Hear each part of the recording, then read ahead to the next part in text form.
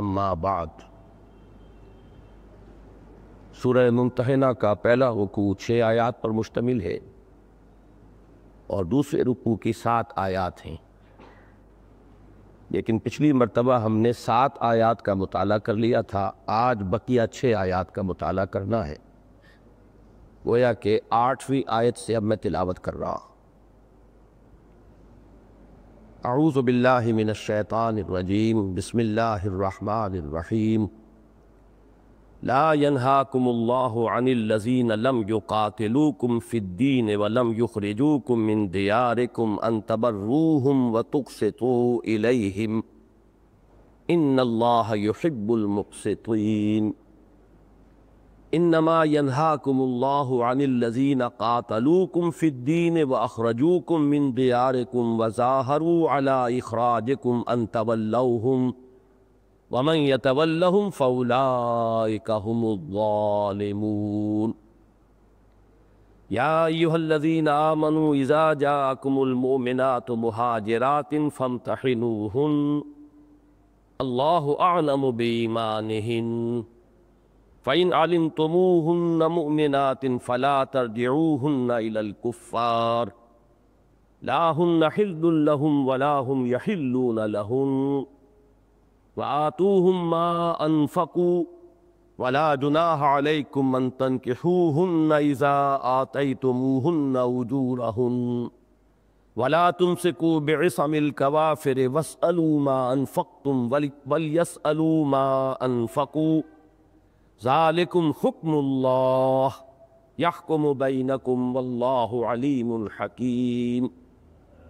فَإِنْ فَاتَكُمْ شَيْءٌ مِّنْ أَزْوَاجِكُمْ إِلَى الْكُفَّارِ فَعَاقَبْتُمْ فَآتُوا الَّذِينَ ذَهَبَتْ أَزْوَاجُهُمْ مِثْلَ مَا أَنفَقُوا وَاتَّقُوا اللَّهَ الَّذِي أَنْتُمْ بِهِ مُؤْمِنُونَ يَا أَيُّهَا النَّبِيُّ إِذَا جَاءَكَ الْمُؤْمِنَاتُ يُبَايِعْنَكَ عَلَىٰ أَن لَّا يُشْرِكْنَ بِاللَّهِ شَيْئًا وَلَا يَسْرِقْنَ وَلَا يَزْنِينَ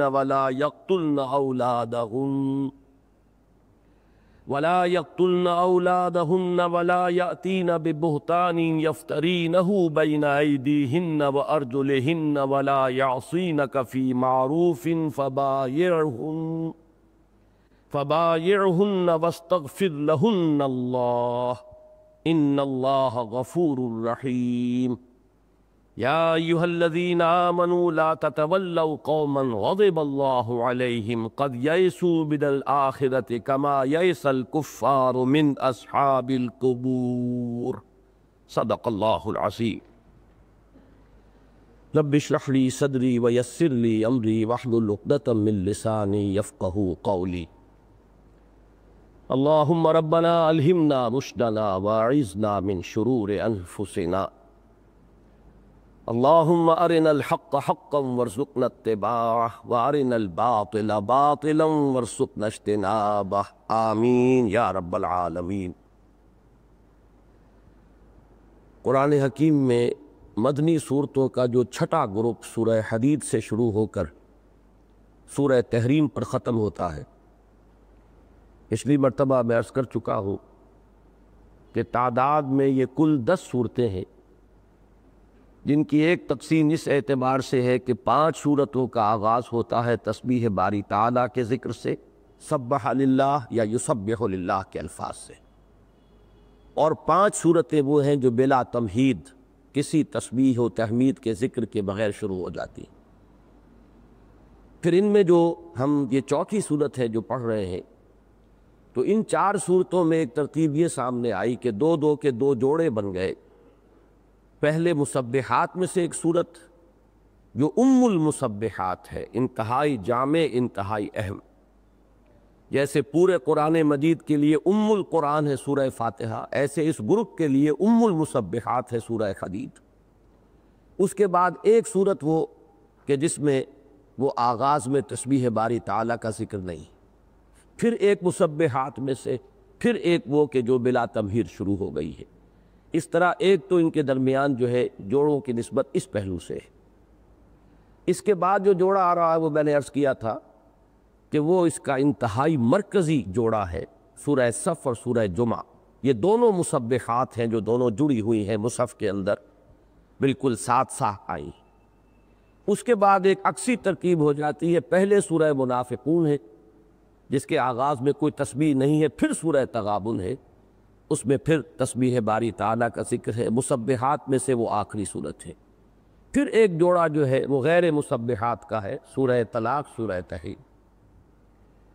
البتہ ان چار صورتوں میں نے عرض کیا تھا ایک دوسرے نسبت بنتی ہے جوڑے ہونے کی کہ مضامین کے اعتبار سے جو دو مسبحات ہیں جو ہم نے پڑھی ہیں، سورہ حدید اور سورہ حشر، ان کے درمیان بڑا گہرا ربط ہے، بڑی مناسبت ہے۔ سورہ حدید کا پہلا رکوع، سورہ حشر کا آخری رکوع، یہ تو انتہائی ایک دوسرے کے ساتھ مربوط ہیں مضمون کے اعتبار سے، میں پچھلی مرتبہ تفصیل بیان کر چکا ہوں۔ باقی مضامین میں بھی بڑی گہری مناسبت ہے۔ مثلاً نفاق کی اصولی بحث سورہ حدید میں آئی،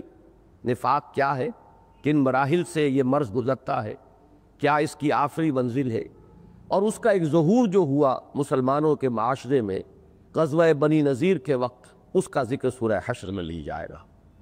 یا جیسے انفاق کا جو حکم ہے انتہائی زوردار اور تاکیدی انداز میں اور تکرار اور اعادہ کے ساتھ وہ سورہ حدید میں آیا، لیکن وہ انفاق کس درجے تک مطلوب ہے اس کا ذکر سورہ حشر میں ہے۔ یؤثرون علی انفسہم ولو کان بہم خصاصہ، ایک انفاق تو وہ ہوتا ہے جو انسان کرتا ہے جب اس کے پاس کوئی سرپلس اور فاضل مال ہے، جس کے بارے میں سورہ بقرہ میں فرمایا گیا کہ یسألونک ماذا ينفقون قل العفو۔ اور ایک انفاق کا درجہ اس سے بھی بلند تر ہوا کہ خود فاقہ ہو رہا ہو، خود تنگی ہو، پھر بھی اللہ کی راہ میں خرچ کرنا اور اپنے مسلمان بھائیوں کی ضروریات کو اپنی ضروریات پر ترجیح دینا۔ تو یہ سورہ حدید اور سورہ حشر کے مضامین میں بڑی گہری مناسبت ہے۔ اسی طریقے سے سورہ مجادلہ اور سورہ ممتحنہ کے مضامین میں گہری مناسبت ہے۔ ان دونوں صورتوں کا اگر ایک عنوان آپ قرار دیں گے تو وہ ہے حزب اللہ کا استحکام۔ حزب اللہ، اللہ کی پارٹی۔ ظاہر بات ہے کہ جب کفر اور اسلام کی کشمکش اپنے ایک فیصلہ کن مرحلے میں داخل ہو جائے تو اب دو چیزوں کی بڑی شدید ضرورت ہوتی ہے۔ ایک تو یہ کہ یہ جو حزب اللہ ہے یہ داخلی طور پر انتہائی مستحکم ہو، اس میں گروہ بندیاں نہ ہو، گروپ بندیاں نہ ہو، اس میں نجوہ نہ ہو، وہ جس کا کہ ذکر سورہ مجادلہ میں آ رہا ہے۔ اور دوسری طرف اسی کے بالکل ہموطن پہلو جو مطلوب ہے وہ یہ ہے کہ جو مقابلے میں حزب الشیطان ہے ان میں سے کسی کے ساتھ اس حزب اللہ کے کسی فرد یا رکن کی کوئی دوستی اور کوئی محبت کا تعلق نہ رہے، اس لیے کہ وہ ایک پوٹینشل ویکنس ہوگی۔ اگر دشمنوں میں سے کسی کے ساتھ مسلمانوں میں سے کسی کی دوستی ہے اور محبت ہے تو یہ در حقیقت ایک خطرے کا مقام ہے کہ اسی کو دشمن استعمال کرے گا۔ جیسے کہ فصیل کے اندر اگر کہیں کوئی ایک اینٹ بھی کمزور ہے تو جان لیجئے کہ وہ پورے فصیل کے لیے خطرے کا مقام ہے، اس لیے کہ وہیں سے دشمن در آئے گا۔ تو یہ ہے دوسرا اہم مضمون جو سورہ مجادلہ میں آیا کہ اہل ایمان جن لوگوں پر اللہ کا غضب ہوا ہے اور جو لوگ اللہ کے دشمن ہیں اور جو اللہ اور اس کے رسول کے ساتھ مخالفت اور عناد کے روش اختیار کر رہے ہیں، ان کے ساتھ تمہارا کوئی دوستی کا تعلق نہیں ہونا چاہیے۔ اگر دوستی کا تعلق ہے تو جان لو کہ پھر تم حزب اللہ کی جو شرائط ہیں ان کو کوالیفائی نہیں کرتے۔ یعنی یہ وہی بات ہے کہ جو قرآن مجید میں سورہ مائدہ میں بھی آئی، سورہ فتح میں بھی آئی، اشداء علی الکفار رحماء بینہم اذلۃ علی المؤمنین اعزۃ علی الکافرین۔ یہ دونوں چیزیں جو ہیں مطلوب ہے بیک وقت۔ صرف یہی نہیں کہ مسلمان آپس میں ایک دوسرے کے ساتھ مہربانی کا اور ہمدردی کا اور حسن سلوک کا اور محبت کا اور اپنی ضروریات پر اپنے بھائیوں کی ضروریات کو ترجیح دینے کا معاملہ کریں، بلکہ جو ادھر ہے پالے کے اس جانب ہیں جو حزب الشیطان میں شامل ہیں، خواہ وہ باپ ہوں، بیٹے ہوں، بھائی ہو، رشتہ دار ہو، ان سے کتنے ہی گہرے حلیفانہ تعلقات رہے ہو، کتنی ہی پرانی جگری دوستیاں ہو، ان تمام رشتوں کو اگر آپ ایمان کی تلوار سے نہیں کاٹ سکتے تو پھر یہ حزب اللہ اور حزب الشیطان کی جو کشمکش ہے اس میں حزب اللہ کے غالب آنے کی توقع نہیں ہوگی۔ یہ مضمون ہے سورہ مجادلہ کا۔ یہی مضمون آگے چل رہا ہے سورہ ممتحنہ میں، جس کا کہ نصف سے زائد ہم پڑھ چکے ہیں۔ فرق کیا ہے کہ سورہ مجادلہ میں روح سخن جو ہے مجموعی طور پر وہ انصار کی جانب ہے، انصار مدینہ، اوس اور خزرج سے جو لوگ ایمان لائے، اور دونوں قبیلے ایمان لے آئے تھے، چاہے ان میں کچھ منافقین تھے، کچھ ضعفاء تھے، لیکن اکثریت جو ہے مومنین صادقین پر مشتمل تھی۔ اب ان اوس اور خزرج کے تعلقات تھے مختلف قبائل جو آباد تھے مدینے میں، یہود کے قبائل، بنو قینقاع، بنو نذیر، بنو قریظہ، پر صدیوں سے یہاں آباد تھے، اور ان کے حلیفانہ تعلقات بھی تھے، دوستیاں بھی تھیں، محبتیں بھی تھیں، مجلسی روابط تھے، اٹھنا بیٹھنا تھا۔ اب ظاہر بات ہے کہ یہ چیز جو ہے یہی پوٹینشل ویکنس کا ایک مقام تھی، اور اسی کو پھر یہود نے استعمال کیا، انہی دوستیوں اور انہی تعلقات کو استعمال کیا، اور اسی راستے سے وہ ففتھ کالمسٹ عنصر جو ہے مسلمانوں کی جماعت میں پیدا ہوا، جنہیں ہم منافقین کے نام سے جانتے ہیں، اور یہی در حقیقت مسلمانوں کی اجتماعیت میں سب سے زیادہ سورس آف ویکنس بن گیا تھا۔ تو سورہ مجادلہ میں ان کا ذکر ہے، اور میں نے جیسا کہ عرض کیا تھا اس سے پہلے بھی کئی صورتوں میں ان کا ذکر آ چکا ہے، لیکن سورہ ممتحنہ میں روئے سخن ہے مہاجرین کی طرف۔ مہاجرین کا معاملہ جو ہے جب تک صلح حدیبیہ اور اس کے بعد جو اب اقدام کا مرحلہ آیا تھا حضور صلی اللہ علیہ وسلم کی جانب سے مکے کی طرف پیش قدمی کا، اس وقت تک ان کا معاملہ جو ہے وہ اس پہلو سے کوئی زیادہ اہمیت کا حامل نہیں تھا، اس لیے کہ مدینے میں تو ان کے کوئی حلیف موجود نہیں تھے، مدینے والوں سے ان کی کوئی دوستیاں نہیں تھی، کوئی روابط نہیں تھے، نہ مجلسی نہ کوئی حلیفانہ تعلقات، وہ تو معاملہ تھا انصار کا۔ لیکن اب جب یہ مرحلہ آ گیا کہ صلح حدیبیہ کے بعد اب آثار اس کے بالکل نمایاں تھے کہ اب نبی اکرم صلی اللہ علیہ وسلم، جسے آپ کہیں گے آخری اقدام، قاتلوا ائمۃ الکفر جو کہا گیا سورہ توبہ میں، کہ اب تو ان سے قتال ہے، اب پیش قدمی ہے مکے کی طرف، تو اس میں اب ان اہل ایمان، ان مہاجرین کے لیے اب ایک مرحلہ آ گیا وہی امتحان کا، کہ ان میں سے اکثر کے اہل و عیال وہیں تھے، رشتہ داریاں تھیں، اب یہاں پر ان کے لیے اصل مرحلہ آیا۔ انہی میں سے جیسا کہ آپ کو معلوم ہے کہ ایک مومن صادق جو بدری صحابہ میں سے حضرت حاتب بن ابی بلتع، ان سے یہ خطابی سرزد ہو گئی کہ انہوں نے اس موقع پر ایک خط لکھ کر اطلاع دینے کی کوشش کی تاکہ قریش پر ایک احسان اپنا رکھ لے، تاکہ جب وہ مرحلہ آئے تو وہ اس سے کچھ نہ کچھ اس کے حوالے سے قریش سے مراعات حاصل کر سکے، اور ان کے اہل و عیال کو کچھ تحفظ مل جائے کہ قریش جو ہے اس وقت انہیں زیادہ گزند نہ پہنچائے۔ اب یہ ایک کمزوری تھی جس کا کہ ظہور ہوا، معلوم ہوا کہ بڑے سے بڑے انسان سے خطا ہو سکتی ہے، غلطی ہو سکتی ہے، لیکن یہ کہ اس کے حوالے سے اب اللہ تعالیٰ نے اس موضوع پر تفصیلاً گفتگو کی، اور یہاں روئے سکون گویا کہ مضمون ایک ہی ہے سورہ مجادلہ کا اور سورہ ممتحنہ کا، فرق صرف یہ ہے کہ اس مضمون کا جو رخ ہے انصار مدینہ کی طرف وہ ہے سورہ مجادلہ میں، اور اس کا جو رخ ہے مہاجرین کی جانب وہ ہے سورہ ممتحنہ۔ اور میں پچھلی مرتبہ عرض کر چکا ہوں کہ بالکل یہی انداز جو ہے، یعنی مہاجرین سے خطاب اس انداز سے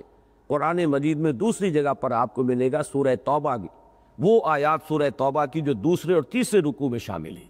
اس لیے کہ وہ بھی فتح مکہ سے متصلاً قبل نازل ہوئی۔ تو اس ضمن میں جیسا کہ میں پچھلی مرتبہ عرض کر چکا ہوں، علماء کرام نے جو مختلف مقامات پر یہ موضوع زیر بحث آیا ہے، تو ہمارے قدیم مفسرین نے بڑی خوبصورتی کے ساتھ، جس کو یوں کہیے کہ بالکل تجزیہ کر کے اس پورے مسئلے کے جو مختلف پہلو ہو سکتے ہیں انہیں 3 اصطلاحات کے حوالے سے واضح کیا ہے۔ ایک اصطلاح ہے موالات۔ موالات ولی سے بنا ہے۔ ولی کہتے ہیں جگری دوست، پشت پناہ، ہمدرد، مددگار، حامی، جس پر آپ بھروسہ کر سکیں، جس کی حمایت کی آپ امید رکھتے ہیں، جس سے آپ کا دلی تعلق۔ اب اس سے لفظ بنا موالات باب مفعلہ میں، تو پہلی چیز تو یہ ہے کہ کفار چاہے حربی ہو چاہے غیر حربی ہو، ان کے ساتھ موالات کا کوئی سوال نہیں، اس لیے کہ یہ ایمان کا اور اللہ اور اس کے رسول کے ساتھ وفاداری کا بنیادی تقاضا، کہ دوستی اور قلبی محبت کا رشتہ تو ٹوٹ جائے، وہ نہیں رہ سکتا مسلمان کا غیر مسلم کے ساتھ، اگر ہے تو اس کا مطلب یہ ہے کہ پھر اس کا رشتہ اللہ اور اس کے رسول کے ساتھ کمزور ہے۔ یہ تو ایک معین بات ہو گئی۔ موالات جو ہے وہ تو صرف اہل ایمان کے دائرے میں ہوگی، موالات جو ہے اس دائرے سے باہر ہے ہی۔ دوسری اصطلاح ہے مدارات۔ مدارات یہ ہے کہ کسی سے خوش خلقی کے ساتھ پیش آئیں، اور کسی کے ساتھ ایک ظاہرہ برتاؤ جو ہے، جس کو آپ کہیں مجلسی انداز میں، وہ ایک خوش خلقی اور اچھا انداز، اس کا اختیار کرنا، اس کی بھی اجازت دی گئی ہے صرف اس صورت میں کہ کفار سے کوئی مضرت کا اندیشہ، یہ سورہ آل عمران کی آیت نمبر 28 میں تفصیل سے یہ بات آ چکی جو میں نے پچھلی مرتبہ وضاحت سے بیان کی تھی کہ ان کے ساتھ اب تعلق موالات کا نہیں ہوگا الا ان تتقوا منہم تقاہ، سوائے اس کے کہ تمہیں ان سے کوئی اندیشہ ہو، خطرہ ہو، ان سے کوئی خوف لاحق ہو، تو اس مضرت کو دفع کرنے کے لیے ظاہری خوش خلقی کا معاملہ اختیار کر لینا، مدارات ظاہری، اس کی اجازت ہے۔ البتہ اس میں یہ ہے کہ دفع مضرت کے لیے ہو، جلب منفعت کے لیے نہ ہو، ذاتی اپنے نفع حاصل کرنے کے لیے نہیں۔ اور نمبر 2 یہ کہ مثبت پہلو اگر ہو سکتا ہے مدارات کا تو مسلمانوں کی کسی اجتماعی ملی کوئی مصلحت جو ہے وہ تو پیش نظر ہو تو اس کی اجازت ہوگی، ذاتی منفعت نہیں۔ اور تیسرے یہ کہ یہ بھی رخصت کا مقام ہے، عزیمت کا مقام نہیں۔ یہ 3 چیزیں جو میں نے بیان کی ہیں یہ بالکل علیحدہ کر دیتی ہیں اس مدارات کی جو اجازت ہے دین میں، اس کو اس فلسفے سے جسے اہل تشیع نے تقیہ کے نام سے اختیار کیا۔ اگرچہ ان کا مستدل جو ہے استدلال کی بنیاد وہی آیت ہے الا ان تتقوا منہم تقاہ، کہ تقیہ کرو، اپنے ایمان کو چھپا جاؤ، اپنے عقائد کو چھپا جاؤ، جب بات آپ سے کی جائے تو بچنے کے لیے اپنی اصل جو عقائد ہیں ان کو چھپا لو، جھوٹ بولو۔ اور یہی وہ چیز ہے، واقعہ یہ ہے کہ اہل تشیع کا معاملہ جہاں ان کے اصلی عقائد اگر جہاں تک ان کی کتابوں سے سامنے آتے ہیں تو وہ تو یہ ہے کہ اگر وہ اس کے اوپر ڈٹے رہیں اور کسی قاضی اسلام کے سامنے برملا اگر اس کا اظہار کریں تو کفر کا فتویٰ ان پر فوراً لگ جائے گا۔ یہ بچے رہے اسی تقیے کی وجہ سے کہ جب بھی کہیں معاملہ ہوگا، اس لیے قاضی تو فیصلہ کرے گا بیان پر، قاضی دل میں تو جھانک کر دیکھ نہیں سکتا۔ اگر ایک شخص کہتا نہیں صاحب میرا یہ عقیدہ نہیں ہے، میں تو اس قرآن کو سمجھتا ہوں محفوظ ہے، اس میں کوئی وہ تحریف نہیں ہوئی ہے، نہ قرآن کا کوئی حصہ اس میں سے خارج ہوا ہے، نہ کوئی غلط چیز اس میں شامل کی گئی ہے، اب کیا کریں گے آپ؟ ظاہر بات ہے کسی انسان کے بیان ہی کے اوپر قضا کا دار و مدار جو ہے فیصلہ قاضی کا وہ تو بیان پر ہوگا۔ تو یہ در حقیقت اہل تشیع نے اپنے ڈیفنس کے لیے، اپنے بچاؤ کے لیے، اس لیے کہ یہ 2 جماعتیں ایک وقت میں پیدا ہوئی تھی ہماری تاریخ کے دوران، ایک طرف تھے خوارج، ایک طرف تھے اہل تشیع، جنہوں نے شیعان علی کا نام ابتداء اختیار کیا تھا۔ اب جہاں تک خوارج کا تعلق تھا وہ بالکل آؤٹ سپوکن تھے، جو بات تھی وہ کہتے تھے برملا۔ یہی وجہ ہے کہ ان پر کفر کا فتویٰ بھی لگا اور پھر ان کے خلاف قتال بھی ہوا اور خوارج ختم ہو گئے۔ لیکن اہل تشیع نے تقیہ کی ڈھال اختیار کر لی اور اسے ایک فلسفہ بنایا، یہاں تک کہ ان کے آپ کو اقوال مل جائیں گے کہ ہمارے دین کا 9/10 حصہ تقیہ پر مشتمل ہے۔ اس کی وجہ سے وہ تاریخ میں بچے رہے اور آج تک بچے ہو۔ لیکن میں نے یہاں صرف اس کی، یہ میرا موضوع نہیں ہے اس وقت کا، میں نے ذکر کیا ہے کہ اس آیت سے جس سے وہ استدلال کرتے ہیں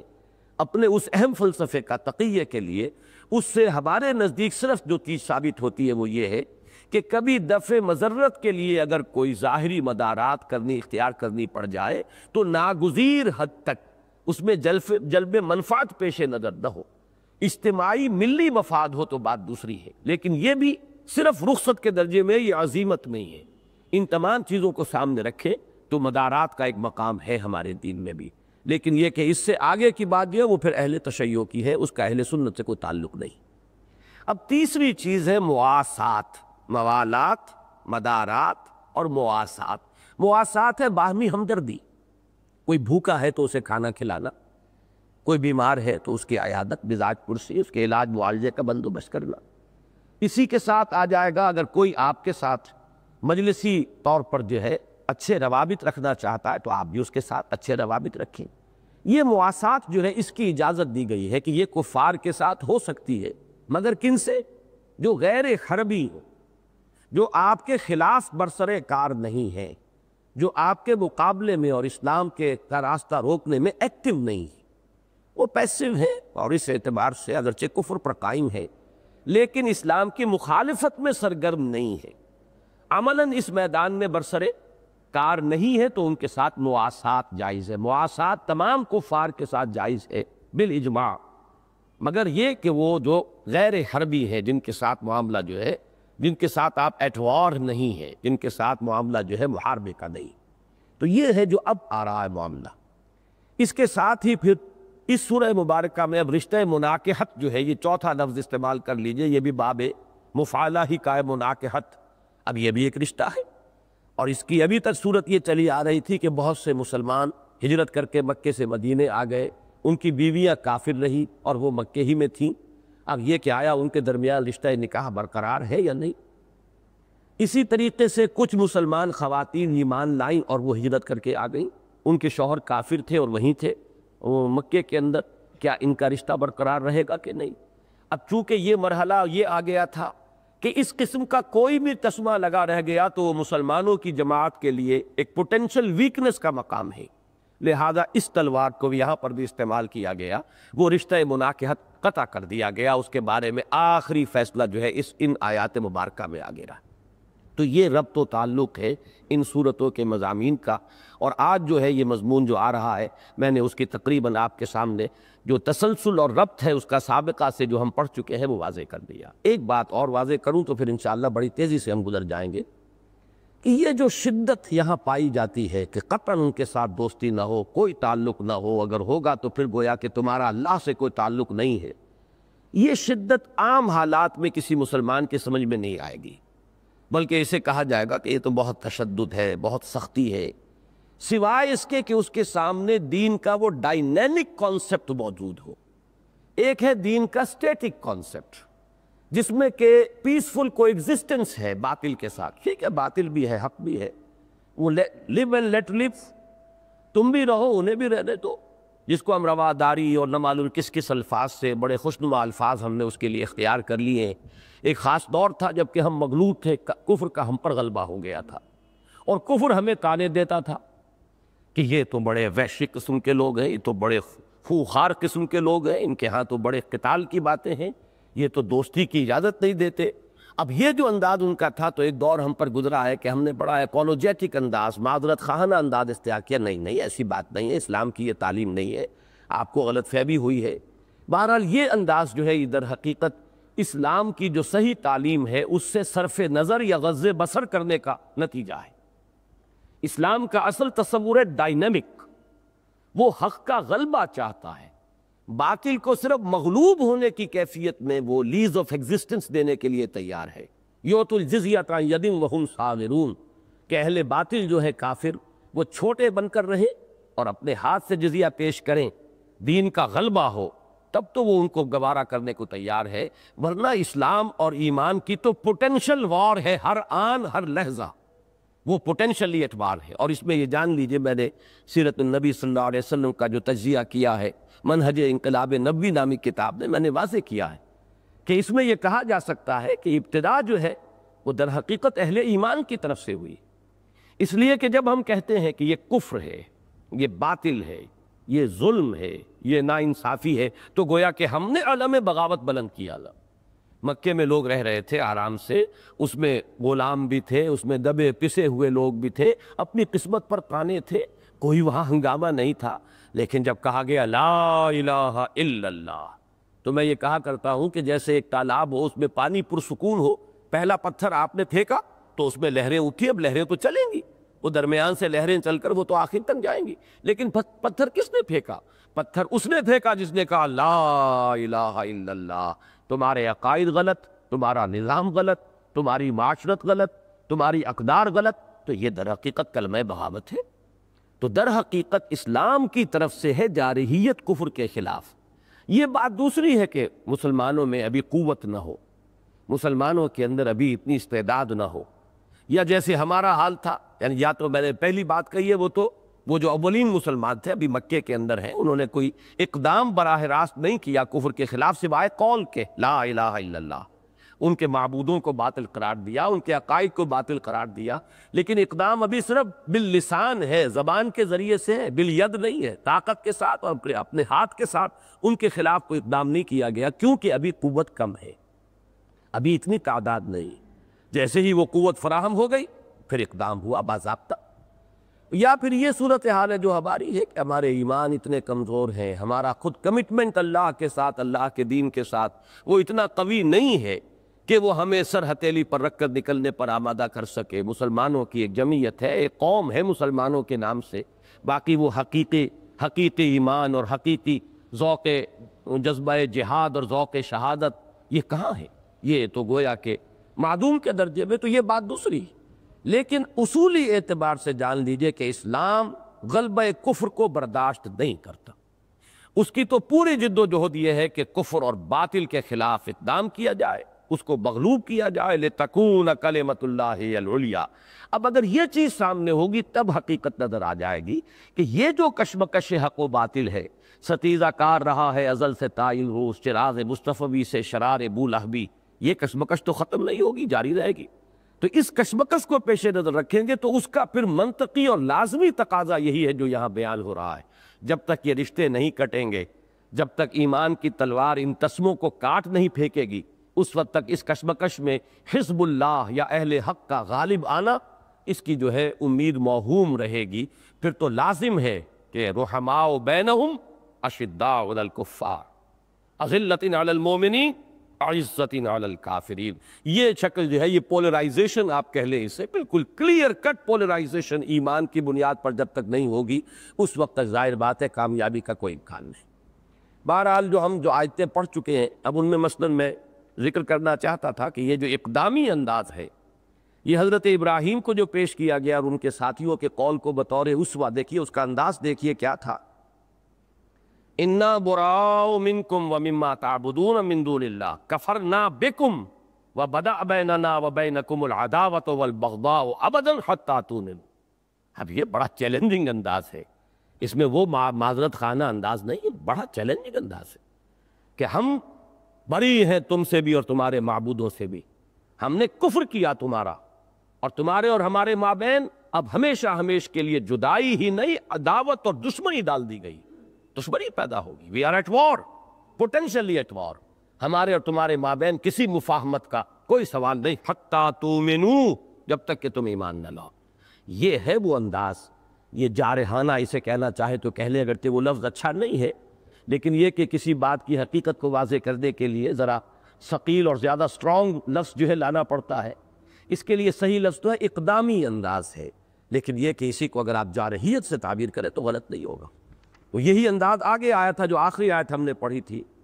فرمایا گیا تھا کہ عسى اللہ ان یجعل بینکم وبین الذین عادیتم، ان یجعل بینکم وبین الذین عادیتم منہم مودہ. عادیتم میں ضمیر فاعلی کون ہے؟ تم نے دشمنی جن سے کی ہے ایمان کی وجہ سے. یہ نہیں کہ انہوں نے دشمنی کی ہے، بلکہ جن سے تم نے دشمنی کر لی ہے ایمان کی وجہ سے. مسلمان ہو سکتا ہے اللہ تعالی حالات بدل دے، اللہ کے دین کو جب فتح ظاہری اور فتح قطعی حاصل ہو جائے گی مسلمانوں کو، تو پھر یہ سب مغلوب ہو جائیں گے. جب مغلوب ہو جائیں گے تو پھر یہ جو سختی اور شدت ہے یہ پھر ختم ہو جائے گی. پھر مودت، پھر وہ ایمان ہی لے آئیں گے، جیسے کہ فتح مکہ کے بعد سب لوگ ایمان ہی لے آئے. تو یہ جو بھی اس وقت کی جدائی ہے اور دوری ہے، اور یہ جو تلواریں کاٹ رہی ہیں تمہارے رشتوں کو اور تم پر شاخ گزر رہی ہیں، طبعی طور پر تو ظاہر بات ہے کہ سابقہ محبتیں ہیں، اہل و عیال کی محبتیں ہیں، اپنے رشتہ داروں کی محبتیں ہیں، وہ یوں ختم تو نہیں ہو جاتی. لیکن یہ کہ جن سے تم نے دشمنی کر لی ہے اللہ کی وجہ سے، اللہ کے رسول کی وجہ سے، اللہ کے دین کی وجہ سے، گھبراؤ نہیں، ان قریب اللہ تعالیٰ اس بیریئر کو اٹھا دے گا اور تمہارے مابین مودت اور محبت کے راستے کھل جائیں گے. یعنی یہ گویا کہ پیشین گوئی ہے کہ وقت دور نہیں کہ اسلام کو فیصلہ کن غلبہ حاصل ہو جائے گا، کفر مغلوب ہو جائے گا. لوگ یا تو ایمان لے آئیں گے، یا یہ ہے کہ ان کا محاربہ ختم ہو جائے گا، وہ جنگ کی حالت نہیں رہے گی، تو پھر ان کے ساتھ تم دوستی بھی کر سکو گے. دوستی وہ قلبی دوستی نہیں، اگر وہ کافر رہتے تو قلبی دوستی نہیں ہوگی. قلبی دوستی ہوگی اگر وہ ایمان لے آئیں. لیکن یہ کہ اگر وہ ایمان نہیں لاتے تب بھی مواسات جو ہے، تیسری چیز جو میں نے گنوائی تھی، اس کی اجازت تمہیں حاصل ہو جائے گی. اب یہ مواسات کا ذکر ہو رہا ہے ان آیات میں. فرمایا لا ینہاکم اللہ عن الذین لم یقاتلوکم فی الدین. اللہ تعالیٰ تمہیں منع نہیں کرتا ہے ان لوگوں کے بارے میں کہ جنہوں نے تم سے جنگ نہیں کی ہے دین میں. یہ لفظ جو ہے بہت اہم، فی الدین. ایک قتال ہوتا ہے قومیت اور حمیت کے لیے، ایک قتال کسی دنیاوی جھگڑے کے لیے، کسی زمین کے ٹکڑے کے لیے ہوتا ہے. یہاں وہ نہیں، بلکہ جنہوں نے دین میں تم سے قتال کیا. ان کی ساری دشمنی جو ہے مکے والوں کی، وہ تو دین کی وجہ سے تھی، اور تو کوئی جھگڑا نہیں تھا. کوئی زن اور زمین جو دنیا میں مشہور ہیں جھگڑے کی بنیادیں تو یہی ہیں، زر ہو، زمین ہو، زن ہو.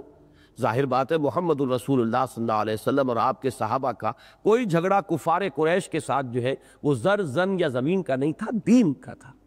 تو جو لوگ دین میں تم سے جھگڑتے نہیں ہیں، لڑتے نہیں ہیں، تمہاری دین کی مخالفت کے لیے وہ کمر بستہ نہیں ہو گئے ہیں، وَلَمْ يُخْرِجُوكُم مِّن دِيَارِكُمْ، اور جنہوں نے تمہیں اپنے گھروں سے نہیں نکالا ہے، یعنی جو کہ متحارب نہیں ہے، محارب نہیں ہے تمہارے ساتھ،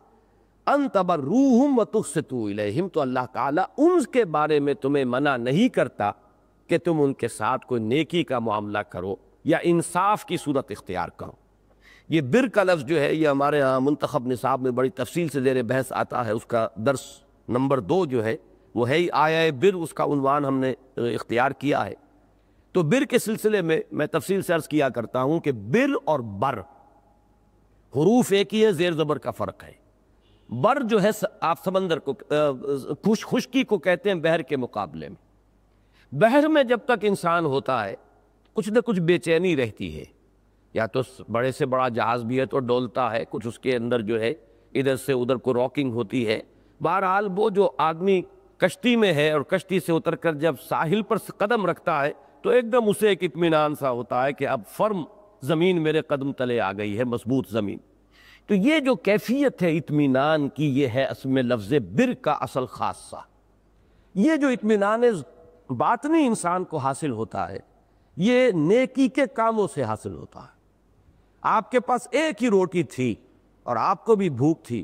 اور اس وقت کوئی شخص اور آ گیا بھوکا اور آپ نے آدھی یا چوتھائی روٹی اس کو دے دی، تو اندر جو سکون آپ کو محسوس ہوگا اس وقت، یہ ہے اصل میں لفظ بر کی اصل حقیقت۔ ایک داخلی سکون انسان کو حاصل ہوتا ہے۔ 10ویں جماعت کے کورس میں جو ہمارا انگلش پوئٹری کا نصاب تھا اس میں دوسری نظم تھی یہ بلیو اٹ اور ناٹ،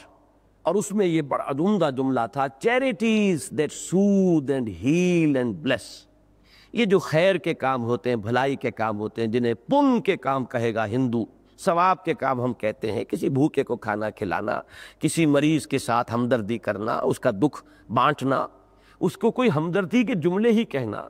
کسی سے خوش خلقی کے ساتھ، کشادہ روئی کے ساتھ ملاقات کرنا، یہ تمام چیزیں جو ہیں یہ وہ چیزیں ہیں کہ جس سے جیسے کہ زخمی دل جو ہے اس پر مرہم رکھ دیا جائے، پھاہ رکھ دیا جائے، اس طرح ایک سودنگ ایفیکٹ ہے ان میں۔ Charities that soothe and heal and bless are scattered over the feet of man like flowers. بڑی عمدہ تمثیل ہے کہ میں بھول رہا ہوں لفظ، no mysteries here, no special boon for the high and not for the low. ایسا نہیں ہے کہ یہ غریبوں کے لیے نہ ہو، امیروں کے لیے ہو، نہیں۔ غریب اپنی ایک روٹی میں کسی غریب کو حصے دار بنا لے گا بھوکے کو، اسے وہی مسرت حاصل ہو جائے گی۔ امیر جو ہے وہ چاہے وہ 100 مسکینوں کو کھانا کھلا دے، اس کے کھتے بھرے ہوئے ہیں، اس کے پاس پیسوں کے دولت کے انبار ہیں، اس کو وہ کیفیت حاصل نہیں ہوگی جو ایک بھوکے نے اگر اپنی ایک روٹی میں کسی کو حصے دار بنا لیا تو جو تسکین حاصل ہوگی۔ تو اس کا کوئی تعلق ایسے نہیں ہے کہ کسی کے پاس کتنی دولت ہے۔ اور بڑی پیاری تمثیل ہے، دی smoke ascends as high from the heart of a humble cottage as from that of a haughty palace۔ بہت بڑا محل ہو تو اس کے اندر بھی بہرحال اس کا بھی کوئی کچن ہوگا اور اس میں سے بھی دھواں اوپر اٹھے گا، اسی طرح ایک بیچارے غریب کی کٹیا سے بھی دھواں اوپر اٹھتا ہے۔ تو جس طریقے سے یہ دھواں جو ہے اوپر اٹھنے میں مساوی ہے، ایسے ہی نیکیوں کے پھول جو ہیں انسانوں کے قدموں میں جو ہے پڑے ہوئے ہیں، جو چاہے ان کو اختیار کر لی،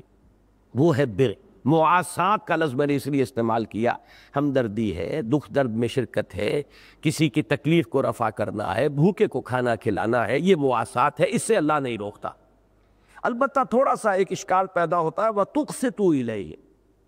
اور اللہ اس سے بھی نہیں روکتا کہ تم ان کی طرف انصاف کی روش اختیار کرو۔ تو اس میں گویا کہ ایک مفہوم مخالف پیدا ہو سکتا ہے ذہن میں، اسے اہل منطق کہتے ہیں مفہوم مخالف۔ ایک منطقی نتیجہ نکلتا ہے کہ جو لوگ غیر محارب ہیں ان کے ساتھ آپ ناانصافی بھی کر سکتے ہیں۔ قرآن مجید کی دوسری جو محکم آیات ہیں وہ اس کے ضمن میں واضح ہیں کہ چاہے دشمنی ہو،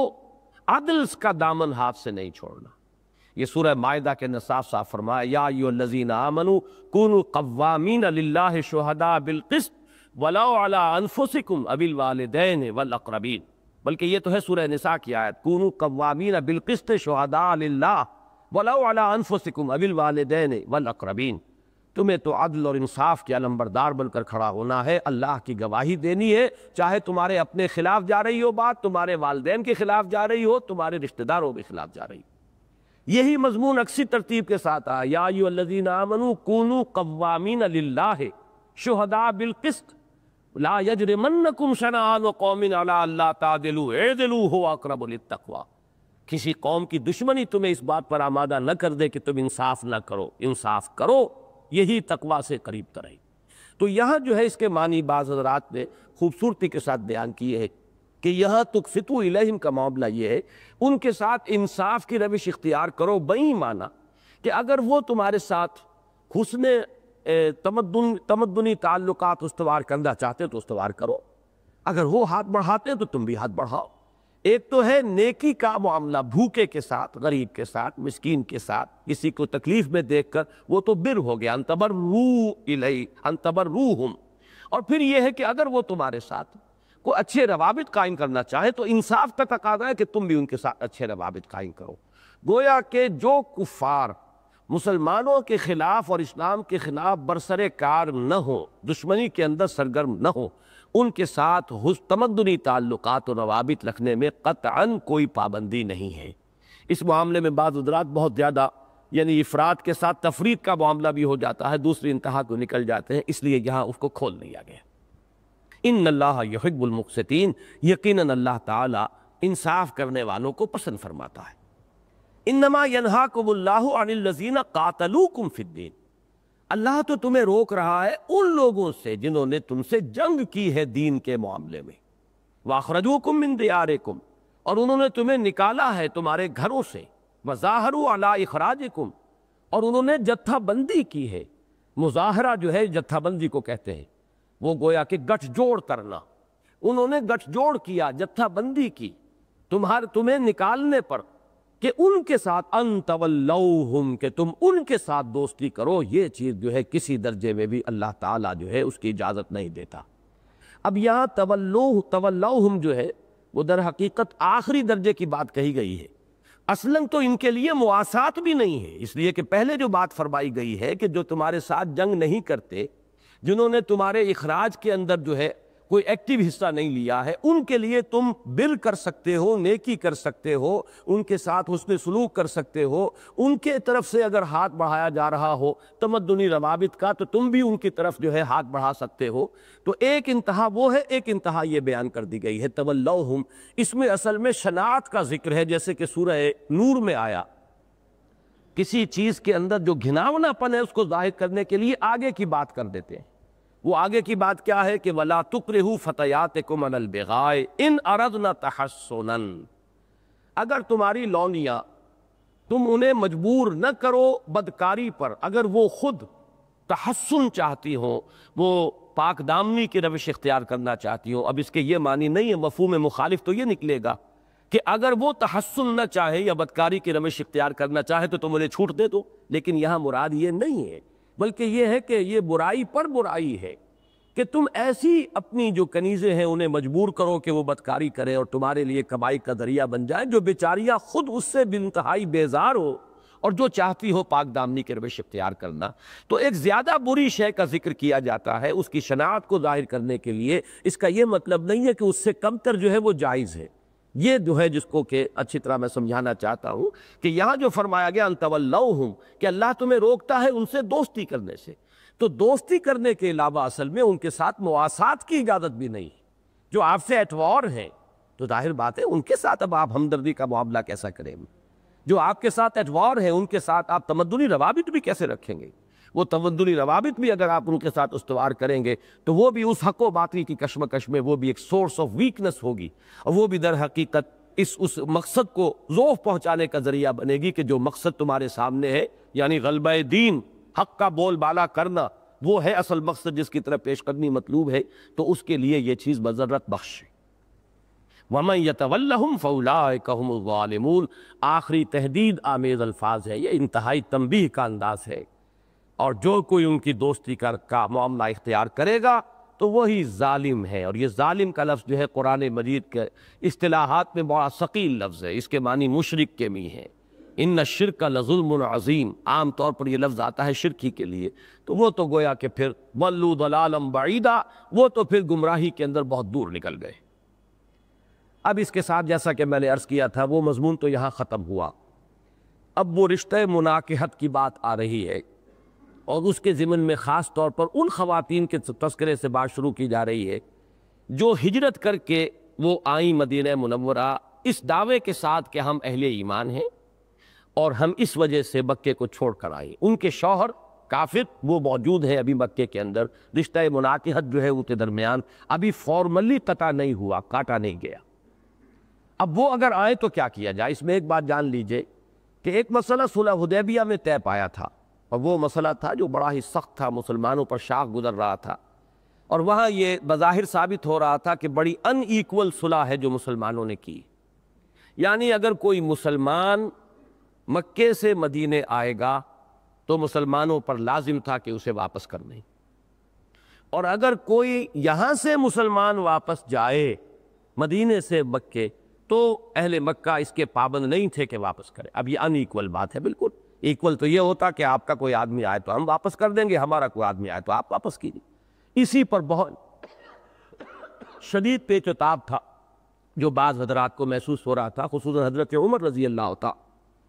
اور اس میں یہ کہ اللہ تعالیٰ نے مسلمانوں کا امتحان بھی بہت سخت لے لیا۔ ابھی وہ معاہدہ لکھا ہی گیا تھا، سیاہی خشک نہیں ہوئی تھی کہ حضرت ابو جندل وہاں دوڑتے ہوئے آئے ہیں، ان کے ہاتھوں پاؤں میں رسیاں بیڑیاں پڑی ہوئی، کس طریقے سے وہ آئے ہیں چھوٹ کر۔ اور عجیب امتحان دیکھیے کہ ان کا والد ہی تھے حضرت بعد میں چونکہ ایمان لے آئے اس لیے حضرت ہی کا لفظ سے ہم استعمال کریں گے، اس وقت تک وہ کافر تھے، مشرک تھے، اور اہل مکہ قریش مکہ کی طرف سے سفیر بن کر آئے تھے سہیل ابن عمرو، ان کے بیٹے ہیں ابو جندل جو ایمان لے آئے تھے، اور اسی وجہ سے باپ نے انہیں قید کیا ہوا تھا، زنجیروں میں جکڑ کر باندھا ہوا تھا، گھر میں ڈالا ہوا تھا۔ انہیں جب معلوم ہوا کہ حضور بہت قریب آئے ہوئے ہیں، حدیبیہ میں چند میل کے فاصلے پر ہیں، تو جیسے بھی ان سے بن پڑا انہوں نے اپنی رسیاں توڑوائیں، جس طرح کیا، اور افطاں فیضا جسے کہتے ہیں پہنچ گئے، اور عین اس وقت پہنچے جبکہ وہ سیاہی جو ہے ابھی خشک نہیں ہوئی تھی لیکن دستخط ہو چکے تھے، معاہدہ ہو چکا۔ اب وہ آئے تو سہیل ابن عمر نے کہا یہ پہلا امتحان ہے اس صلح کا، اب انہیں واپس کیجیے۔ حضور نے تھوڑی سی بات کہی بھی کہ سہیل ابھی تو یہ معاہدہ ہوا ہی ہے، ابھی اس کے اوپر عمل درآمد شروع ہوگا، اس وقت تم ذرا نرمی کرو۔ ان کا نہیں، اب ظاہر بات ہے اس کے لیے تو چونکہ اگر چند منٹ پہلے آ گئے ہوتے تو بات اور تھی، لیکن یہ کہ یہاں پر تو اب صلح ہو چکی ہے۔ تو حضور نے فرمایا کہ ابو جندل تم صبر کرو، لوٹ جاؤ، اللہ تمہارے لیے کوئی راستہ پیدا کرے گا۔ اس میں اب انہوں نے چیخنا پکارنا شروع کیا اور بڑی جسارت کی ہے کہ مسلمانوں کو خطاب کیا بنایا، مسلمانوں میرے ساتھ یہ کیا ہو رہا ہے، اور مجھے اب ان بھیڑیوں کے اور ان کے حوالے دوبارہ کر رہے ہیں، کس طریقے سے میں جان بچا کر آیا ہوں۔ یہ گویا کہ مسلمانوں کے صبر کے امتحان کا میں سمجھتا ہوں کہ کلائمیکس، کہ وہ نظم اور اطاعت اور سمع و طاعت اور حضور صلی اللہ علیہ وسلم کے حوالے کر دینے کا معاملہ، وہ گویا کہ سخت امتحان سے دو چار ہو گیا۔ ان کے جذبات جو ہے جوش میں آئے ہوئے ہیں، لیکن یہ کہ جس طرح انہوں نے صبر کیا اور صبر کیا، واقعہ یہ ہے کہ یہ محمد الرسول اللہ صلی اللہ علیہ وسلم کی تربیت کا ایک بہت بڑا شاہکار ہے، حالانکہ مسلمانوں کے دل اس وقت خون ہو گئے تھے۔ تو یہ معاملہ اب جب طے ہو گیا، اس کے بعد اب ایک مسئلہ پیدا ہوا کہ جب یہ خواتین باز آ گئیں، اب اس میں ذرا کچھ بعض روایات جو آتی ہیں جن میں سے اکثر کے بارے میں یہی گمان ہوتا ہے کہ وہ در حقیقت جنہیں ہم کہتے ہیں روایت بالمعنی، اس میں جو الفاظ آئے ہیں ان احد منکم، اگر کوئی ایک ان میں سے آ جائے، اب احد کا لفظ جو ہے تو مرد اور عورت دونوں کے اوپر آ جائے گا، لیکن مولانا مودودی نے تفہیم القرآن میں اس موضوع پر بڑی اچھی تحقیق کی ہے۔ انہوں نے ثابت کیا ہے کہ جو بخاری کی روایت ہے، اس بخاری کی روایت میں اصل ٹیکسٹ دیا گیا ہے، باقی دوسرے راویوں نے مفہوم بیان کیا ہے، روایت بالمعنی ہے، اس میں تو الفاظ مختلف ہیں، لیکن بخاری کی روایت میں جو اصل ٹیکسٹ ہے اس معاہدے کا، اس میں لفظ رجل یوز ہوا ہے، کوئی مرد۔ اگرچہ استدلال کیا جا سکتا تھا کہ یہاں پہ رجل سے مراد انسان ہے، مرد نہیں ہے، لیکن ظاہر بات ہے کہ جب قانون کی بات آئے تو قانون کی بات میں تو لفظ جو ہے اس کے اوپر جو ہے پورا دار و مدار کیا جاتا ہے، استدلال کیا جائے گا لفظ کیا استعمال ہوا ہے۔ تو حضور صلی اللہ علیہ وسلم نے یہ طے کیا کہ وہ معاہدے کی وہ شق جو ہے صلح حدیبیہ کی، وہ صرف مردوں کو کور کرے گی، خواتین کو کور نہیں کرے گی، اور اس میں آپ نے دلیل اسی لفظ رجل سے لی۔ اور میں یہ سمجھتا ہوں کہ یہ بات اتنی واضح تھی کہ اس کے خلاف کوئی احتجاج بھی کفار کی طرف سے قریش مکہ کی طرف سے آن ریکارڈ نہیں ہے، ورنہ تو وہ شور مچا دیتے کہ یہ غدر ہے، یہ بے وفائی ہے، یہ عہد کی خلاف ورزی ہے، لیکن نہیں، انہوں نے بھی دیکھا چاہے یہ سٹ پٹا کر رہ گئے ہوں کہ ہم سے غلطی ہو گئی ہے لفظ کے انتخاب میں، لیکن بہرحال لفظ ہی کا معاملہ تو تھا جس کی وجہ سے ابو جندل کو اسی وقت واپس کرنا پڑا۔ معاہدے کے اندر تو قانون میں تو لفظ جو ہے اس کی بڑی اہمیت ہے، تو اس کی روح سے حضور صلی اللہ علیہ وسلم نے وہی فیصلہ کیا، اور اسی فیصلے کی توثیق ہے جو اللہ تعالیٰ کی طرف سے ان آیات میں آ رہی۔ فرمایا یا ایھا الذین آمنوا، اہل ایمان، اذا جاءکم المؤمنات مہاجرات، جب آئیں تمہارے پاس مومن عورتیں ہجرت کرتے ہوئے، یہ مہاجرات جو ہے یہ حالت نسبی میں ہے، یہ حال ہے، اس حال میں کہ وہ ہجرت کرتی ہوئی آئیں، فامتحنوہن، تو ذرا ان کا امتحان کر لیا کرو، جانچ پرکھ کر لیا کرو، اس لیے کہ امکانات تو دوسرے بھی تھے نا۔ کوئی عورت وہاں اپنے شوہر سے بیزار ہو جائے، لڑ پڑے اور وہاں سے آ جائے بھاگ کر یہاں، یا یہاں کسی مرد کی محبت جو ہے اسے کھینچ کر لے آئی ہو، جبکہ فی الواقع وہ ایمان اصل سبب نہ بنا ہو ہجرت کا، تو بہت سے احتمالات تھے۔ ایسے ہی سیاحت کے لیے، اور جیسے کہ ہوتا ہے ایک جگہ کی بجائے دوسری جگہ نقل مکانی انسان کو بڑی پسند ہے، تنوع جو ہے، چینج جو ہے، فطرت انسانی جو ہے پسند کرتی ہے، اس لیے کوئی آ گئی ہو تو اس قسم کے معاملات نہ ہو، بلکہ اطمینان کر لو کہ واقعتاً اس کے اس نقل مکانی کا اصل سبب ایمان ہے، اپنی حد تک اس کی جانچ پرکھ کرو۔ یا ایھا الذین آمنوا، اس ضمن میں یاد کیجئے کہ وہ حدیث مبارک جو بڑی اہم ہے، اور اکثر محدثین نے جو مجموعے مرتب کیے احادیث کے، ان کے آغاز میں اس حدیث کو لائے ہیں، وہ ہجرت ہی سے متعلق ہے۔ حضرت عمر فاروق رضی اللہ تعالیٰ عنہ سے جو روایت ہے اس کی، وہ بہت ہی مشہور ہے، انما الاعمال بالنیات وانما لکل امرئ ما نوی فمن كانت هجرته الى الله ورسوله فهجرته الى الله ورسوله ومن كانت هجرته للدنيا يصيبها او امرأة ينكحها فهجرته الى ما هاجر اليه۔ اعمال کا، نیکیوں کا دار و مدار بالکلیہ نیتوں پر ہے، اور انسان کو وہی کچھ ملے گا جس کی اس نے نیت کی ہو۔ تو جس شخص کی ہجرت ہے اللہ اور اس کے رسول کے لیے، اس کی ہجرت اللہ اور اس کے رسول کے حساب میں شمار ہوگی، اور جس کسی نے ہجرت کی ہے دنیا کے حصول کے لیے، فرض کیجئے کوئی مسلمان تھا مکے میں، تو وہ اصلاً جو ہے اللہ اور اس کے رسول کے حکم کی وجہ سے ہجرت نہیں کر رہا، لیکن مجبور ہو گیا ہے کہ اب اس کے گاہک مسلمان ہی تھے اور سب چلے گئے، اب کیا کرے، یہاں پر اس کا کاروبار نہیں چل رہا، تو اس لیے وہ ہجرت کر رہا ہو، بالفرض کہہ رہا ہوں۔ یا یہ کہ کسی مسلمان خاتون سے محبت تھی اور اس سے نکاح کرنے کا خواہش مند تھا، اور وہ مسلمان خاتون ہجرت کر کے چلی گئی، اور اب یہ بھی کچے دھاگے سے بندھے ہوئے چلے آ رہے ہیں۔ جیسے کہ ایک صاحب کے بارے میں مشہور ہو گیا تھا، مہاجر ام قیس، یہ ام قیس کے مہاجر ہیں، انہوں نے ام قیس کے اس کی وجہ سے ہجرت کی ہے۔ تو یہ اگر ہجرت ہے تو اللہ جانتا ہے کہ کس نے ہجرت کس نیت سے کی ہے، تو وہ ہجرت بظاہر تو ہے مکے کو چھوڑ کر مدینے آ جانا، یہ ہے ہجرت کا ظاہری شکل، لیکن اس کی اصل حقیقت ہے وہ نیت جس کے تحت وہ ہجرت کی گئی ہو، اور وہ نیت اللہ کے علم میں ہے، لہٰذا اللہ کے ہاں وہ عمل جو ہے اسی ہجرت کے کھاتے میں درج ہوگا جو کہ اصل نیت تھی اس کی اور جو مقصود تھا۔ تو اسی طریقے سے یہاں خواتین کا معاملہ، وہاں تو وہ تو مردوں کا ذکر ہو رہا ہے کہ وہ کسی عورت سے نکاح کے لیے، ام امرأۃ ینکحھا، کسی عورت سے نکاح کرنے کے لیے وہ ہجرت کر رہا ہو، یہاں بالکل اس کے برعکس سارے احتمالات موجود تھے۔ لہذا حضرت ابن عباس رضی اللہ تعالی عنہما سے ایک روایت موجود ہے کہ جس میں ان سے سوال کیا گیا تھا، سئل ابن عباس عن امتحان النبی صلی اللہ علیہ وسلم المومنات، کہ نساء سے، مومن عورتوں سے حضور کیسے امتحان لیتے تھے، کیسے جانچ پرکھ کرتے تھے۔ یہ امتحان کا لفظ جو ہے یہ بالکل اس معنی میں استعمال ہوا جیسے کہ آپ کے ہاں عدالتی کارروائی میں ایگزامینیشن ہوتا ہے، ایگزامینیشن میں جرا ہوتی ہے، آپ وٹنسز جو ہیں ان پہ سوالات کرتے ہیں، انٹروگیشن ہوتی ہے، تو وہ انٹروگیشن اور جرا جو ہے، کراس ایگزامینیشن، وہ سب اسی انداز میں کہ ایک کھود کرید کر کوشش کی جائے کہ معلوم کیا جائے کہ اس کی اصل نیت کیا ہے۔ تو حضرت ابن عباس سے یہ پوچھا گیا حضور کیسے امتحان لیتے تھے، تو ان کا جو جواب آیا ہے مولانا اصلاحی صاحب نے اسے نقل کیا ہے اپنی تفسیر تدبر قرآن میں، اگرچہ حوالہ نہیں دیا کہ وہ کہاں سے انہوں نے لیا ہے، لیکن یہ ہے کہ وہ الفاظ بڑے پیارے ہیں کہ حضور حلفیہ بیان لیتے تھے۔ نمبر ایک یہ کہ وہ اپنے شوہر سے لڑائی کی وجہ سے نہیں آئی، نمبر دو یہ کہ وہ دنیا کی کسی حرص میں اور دنیا کی خواہش کے لیے اس نے ہجرت نہیں کی۔ نمبر تین یہ کہ محض تبدیلی آب و ہوا کے لیے کسی ایک زمین سے کسی ایک جگہ سے دل اکتا جائے اور دوسری جگہ آدمی جانا چاہے، اس کے لیے ہجرت نہیں کی ہے۔ اور چوتھے یہ کہ وہ مثبت طور پر حلف لے اس بات کا کہ اس نے اللہ اور اس کے رسول کے لیے، اللہ کے دین کے لیے ہجرت کی ہے۔ تو یہ بھی بیان ہے، ظاہر بات ہے کہ بیان جھوٹا بھی ہو سکتا ہے، اس لیے آگے فرمایا کہ یا ایھا الذین آمنوا اذا جاءکم المؤمنات مہاجرات فامتحنوہن اللہ اعلم بایمانہن، اللہ ہی بہتر جانتا ہے ان کے ایمان کو۔ ظاہر بات ہے کہ وہ ایمان حقیقی تو دل میں ہے۔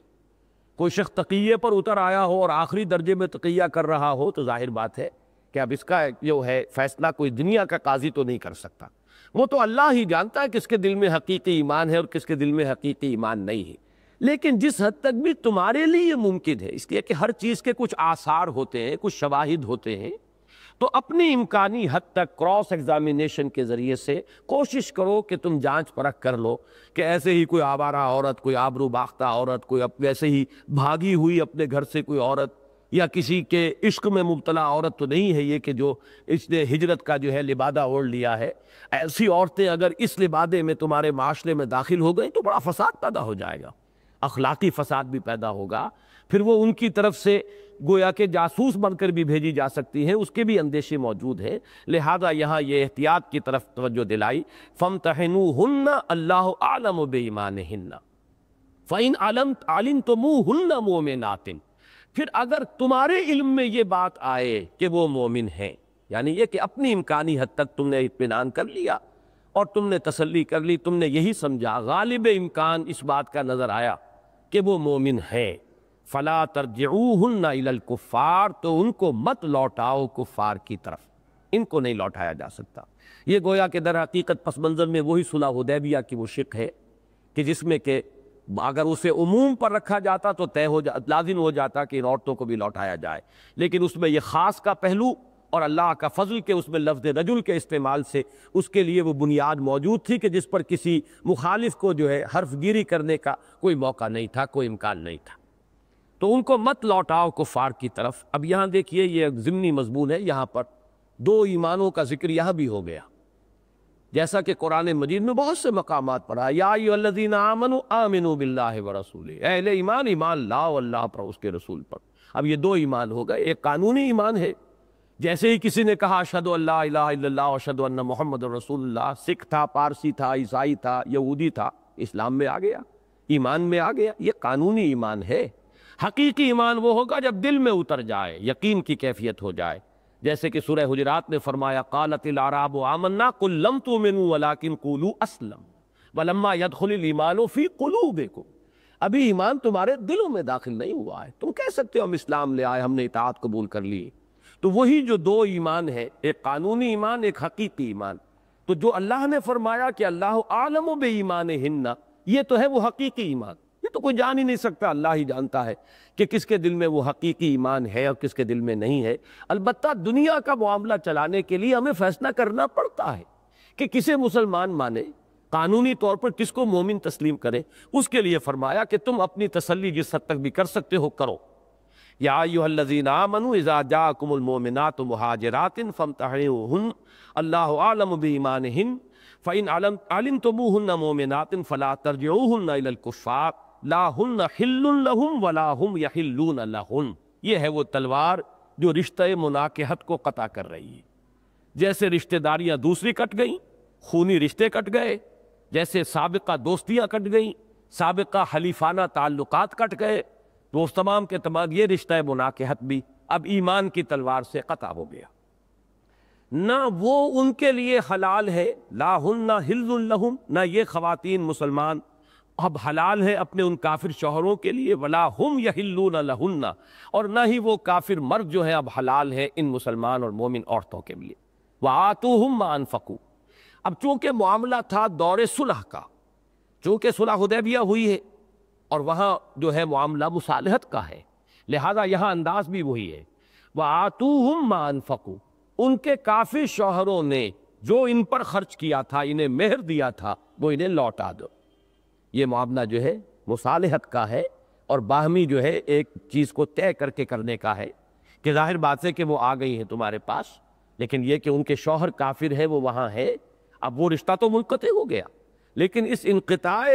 رشتہ مناکحت کا جو نتیجہ نکلنا چاہیے وہ یہ ہے کہ انہوں نے جو مہر ادا کیے تھے وہ انہیں واپس کر دو، لوٹا دو۔ اور چونکہ آتوہم کا لفظ آیا ہے تو ضروری نہیں کہ وہ خاتون لوٹا، یہ مسلمانوں کے بیت المال سے بھی ادا کیا جا سکتا ہے۔ اگر خاتون خود ادا کر سکتی ہے فبیہا، اگر نہیں ہے تو پھر یہ کہ یہ مسلمانوں کی ذمہ داری، مخاطب کون ہے؟ مخاطب کون ہے؟ مسلمان ہے۔ وَآتُوهُمْ مَا أَنفَقُوا، جو انہوں نے خرچ کیا تھا وہ انہیں دے دو۔ وَلَا جُنَاحَ عَلَيْكُمْ، اور اب تم پر کوئی حرج نہیں ہے، کوئی تنگی نہیں ہے، أَن تَنكِحُوهُنَّ، کہ تم ان سے نکاح کر لو، اذا آتیتموہن اجورہن، جب کہ تم انہیں ان کے مہر ادا کر دو۔ یعنی چونکہ اب ان کے رشتہ دار، یا فرض کیجئے کہ ان کے والدین وہی ہیں، بھائی وہی ہے، تو کس کی اجازت سے نکاح کریں گی؟ کسی ولی کی اجازت؟ اب ان کے لیے کسی ولی کی اجازت کی بھی ضرورت نہیں ہے، بلکہ چونکہ ان کے وہ تعلقات منقطع ہو گئے، لہذا ان کے لیے یہ خود مالک ہیں اپنے معاملے کے اندر، خود ہی اپنی ولی ہیں، لہذا مسلمان ان سے نکاح کر سکتے ہیں۔ البتہ یہ ہے کہ ان کو ان کا مہر ادا کرنا ہوگا۔ ایک مہر تو وہ ہے جو لوٹایا گیا ہے ان کے سابق شوہروں کو، وہ تو ہے اس آیت کے تحت آتوہم ما انفقوا، لیکن ایک مہر ان کو ادا کرنا ہوگا، اس لیے کہ رشتہ نکاح جو ہے اسلام میں، اس میں یہ چیز جو ہے مہر وہ ایک شامل ہے۔ وَلَا تُمْسِكُوا بِعِصَمِ الْكَوَافِرِ، اب اس کا برعکس، اور نہ ہی تم اپنے قبضے میں رکھو کافر عورتوں کی عصمتوں کو، یعنی ان کو بھی اپنے نکاح میں اب مت روکے رکھو۔ یہ تلوار ایک ہی طرف نہیں چلے گی، دو طرفہ چلے گی، دو دھاری تلوار ہے۔ تمہارا بھی رشتہ جو ہے، اب تمہاری کوئی بیوی وہاں رہ گئی، مسلمان ہجرت کر کے آ گیا ہے، بیوی ابھی وہاں ہے اور وہ کافرہ ہے، تو رشتہ مناکحت ختم ہوا۔ وَلَا تُمْسِكُوا بِعِصَمِ الْكَوَافِرِ وَاسْأَلُوا مَا أَنفَقْتُمْ، اور جو تم نے خرچ کیا تھا اپنی بیویوں کو، جو مہر دیے تھے، اور وہ کافر ہی ہیں اور وہ وہاں رہ گئی ہیں، تو اب مانگو، طلب کر لو کہ ہمارے وہ مہر ہمیں واپس کیے جائے۔ وَلْيَسْأَلُوا مَا أَنفَقُوا، پہلے وہ بات آ چکی تھی لیکن دوبارہ دہرا دیا، چونکہ فضا صلح کی ہے، مصالحت ہے اس وقت، لہذا اس معاملے کو بھی باہم افہام و تفہیم سے طے کرو کہ انہیں چاہیے کہ جو انہوں نے خرچ کیا تھا تم سے مانگ لے۔ یعنی جو مومنات یہاں آ گئی ہیں، ان کے شوہر کافر وہاں ہیں، ان کا حق ہے کہ وہ تم سے طلب کریں وہ مہر جو انہوں نے ادا کیے تھے، اور جو کافر عورتیں وہاں رہ گئی ہیں، ان کے مسلمان شوہر یہاں آ گئے ہیں، ان کا یہ حق ہے کہ جو انہوں نے مہر ادا کیے تھے وہ واپس لے لیں۔ ذالک حکم اللہ، یہ اللہ کا حکم ہے، یحکم بینکم، اللہ تمہارے مابین فیصلہ کر رہا ہے، واللہ علیم حکیم، اور اللہ علیم ہے اور حکیم ہے۔ اس کے فیصلے علم اور حکمت کی بنیاد پر ہوتے ہیں، الٹپ نہیں ہوتے۔ یہ صفات کا جو حوالہ آتا ہے آیات کے آخر میں، ان کا بڑا گہرا ربط ہوتا ہے اس آیت کے مضمون کے ساتھ۔ اللہ جو حکم دیتا ہے الٹپ نہیں دیتا، اگرچہ وہ عزیز ہے، وہ زبردست ہے، وہ فعال لما یرید ہے، جو چاہے فیصلہ کرے، یفعل ما یرید، لیکن یہ کہ وہ علیم ہے، حکیم ہے، اس کے فیصلے، اس کے حکم، اس کے جتنے بھی احکام ہیں وہ اس کے علم کامل اور حکمت کاملہ پر مبنی ہے۔ وَإِن فَاتَكُمْ شَيْءٌ مِّنْ أَزْوَاجِكُمْ، اب دیکھیے یہ چونکہ بیلنس شیٹ بنی، ڈیبٹ کریڈٹ ہو رہا ہے، ان کے مہر تمہیں دینے ہیں دے دو، اور تمہارے تم نے ادا کیے ہوئے مہر واپس لے لو، لیکن اس میں ہو سکتا ہے ڈیبٹ کا کھاتا جو ہے وہ زیادہ ہو جائے، تمہارا جو ہے مال ان کی طرف رہ جائے، یا یہ ہے کہ وہ تمہیں نہ ادا کرے تمہارے دیے ہوئے مہر۔ اختیار مطلق تو تمہارا نہیں ہے اس وقت، وہ تمہاری جورسڈکشن میں تو نہیں ہے، یہ تو باہمی اگر افہام و تفہیم سے معاملہ ہو جائے تو وہ تو ہے پہلی آیت، لیکن وَإِن فَاتَكُمْ شَيْءٌ مِّنْ أَزْوَاجِكُمْ إِلَى الْكُفَّارِ، اور اگر تمہارے ہاتھ سے جاتا رہے کوئی شے کفار کی طرف تمہاری بیویوں کے ضمن میں، یعنی تمہاری کافر بیویوں کے کو جو تم نے مہر دیے تھے وہ کفار تمہیں نہیں لوٹا رہے، یا یہ بیلنس شیٹ جو ہے اس میں تم گھاٹے میں رہتے ہو، فَعَاقَبْتُمْ، پھر اگر تمہاری باری آئے تم ہاتھ مارو، کہیں کوئی جنگ ہو جائے، کہیں کوئی اور معاملہ ہو جائے، تمہارے ہاتھ کو مال لگ جائے، فَآتُوا الَّذِينَ ذَهَبَتْ أَزْوَاجُهُمْ مِثْلَ مَا أَنفَقُوا، تو اہل ایمان میں سے جن کی بیویاں ان کے ہاتھوں سے چلی گئیں اس حکم کی وجہ سے، اور ان کو اپنے ادا کیے ہوئے مہر نہیں مل رہے، تو ان کی تلافی کر دو، ان کے نقصان کی، گویا کہ یہ بیت المال سے اب ان کی تلافی کر دی جائے گی، یا یہ کہ مال غنیمت میں سے، اس پر تو اجماع ہے کہ مال غنیمت میں سے ان کو دیا جا سکتا ہے، لیکن ایک رائے یہ بھی ہے کہ اموال فے میں سے بھی، جس کا ذکر سورہ حشر میں تفصیل کے ساتھ آ چکا ہے، کہ اموال فے میں سے بھی ان کے اس نقصان کی تلافی کی جا سکتی ہے۔ وَاتَّقُوا اللَّهَ الَّذِي أَنْتُمْ بِهِ مُؤْمِنُونَ، اور اس اللہ کا تقوی اختیار کرو جس پر تم اہل ایمان رکھتے ہو۔ تمہارا ایمان اللہ پر ہے تو اسی کا تقوی تمہیں اختیار کرنا چاہیے، لہذا جو بھی وہ حکم دے رہا ہے اس پر پورے دیانت کے ساتھ، دلی آمادگی کے ساتھ تمہیں عمل پیرا ہونا چاہیے۔ اب اس کے ساتھ ہی اب جو مسلمان خواتین اب آنی شروع ہوئیں ان کے ضمن میں بھی، اور خاص طور پر سیرت سے یہ معلوم ہوتا ہے کہ یہ واقعہ پہلی مرتبہ فتح مکہ کے بعد پیش آیا کہ حضور نے مسلمان خواتین سے بیعت لی ہے باضابطہ۔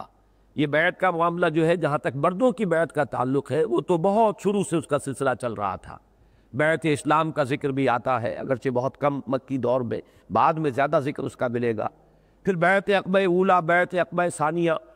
یہ ہجرت سے قبل جو ہے دو بیعتیں جو ہے حضور نے انصار مدینہ سے لی تھی۔ پھر بیعت رضوان جو ہے وہ ہو چکی ہے۔ بیعت جہاد کا تذکرہ آتا ہے، نحن الذین بایعوا محمدا علی الجہاد ما بقینا ابدا۔ تو بہت سی بیعتیں ہیں جن کا ذکر جو ہے قرآن مجید میں اور حدیث میں، سیرت میں مردوں کے ضمن میں ملتا ہے۔ خواتین کی بیعت کے سلسلے میں یہی ہے کہ جو یہ آیت مبارکہ نازل ہوئی ہے، اور اس کے بارے میں گمان غالب یہی ہے کہ یہ فتح مکہ سے یا متصلاً قبل نازل ہوئی ہے یا عین فتح مکہ کے موقع پر نازل ہوئی۔ تو اس وقت جو لوگ ایمان لائے تھے، مسلمان مرد بہت سے جو تھے قریش میں سے وہ ایمان لائے، اسی طریقے سے بہت سی خواتین ایمان لائیں، تو ان سے پھر ایک بیعت لینے کا حکم دیا گیا ہے نبی اکرم صلی اللہ علیہ وسلم کو۔ مردوں سے حضور نے خود بیعت لی تھی فتح مکہ کے دن، لیکن خواتین کے لیے آپ نے اپنا نمائندہ بنایا حضرت عمر کو رضی اللہ تعالی عنہ، اور انہوں نے بیعت لی۔ پھر مدینے واپس تشریف لا کر بھی حضور نے حضرت عمر ہی کو اپنا نمائندہ بنایا، اور انہوں نے پھر یہاں پر بھی خواتین سے عمومی بیعت لی ہے۔ اس سے پہلے مدینے میں خواتین کی کسی بیعت کا ثبوت نہیں ملتا۔ یا ایھا النبی اذا جاءک المؤمنات یبایعنک، اے نبی صلی اللہ علیہ وسلم جب آپ کے پاس آئیں مومن عورتیں آپ سے بیعت کرنے کے لیے، اس لفظ بیعت کو ذرا یہاں سمجھ لیجئے۔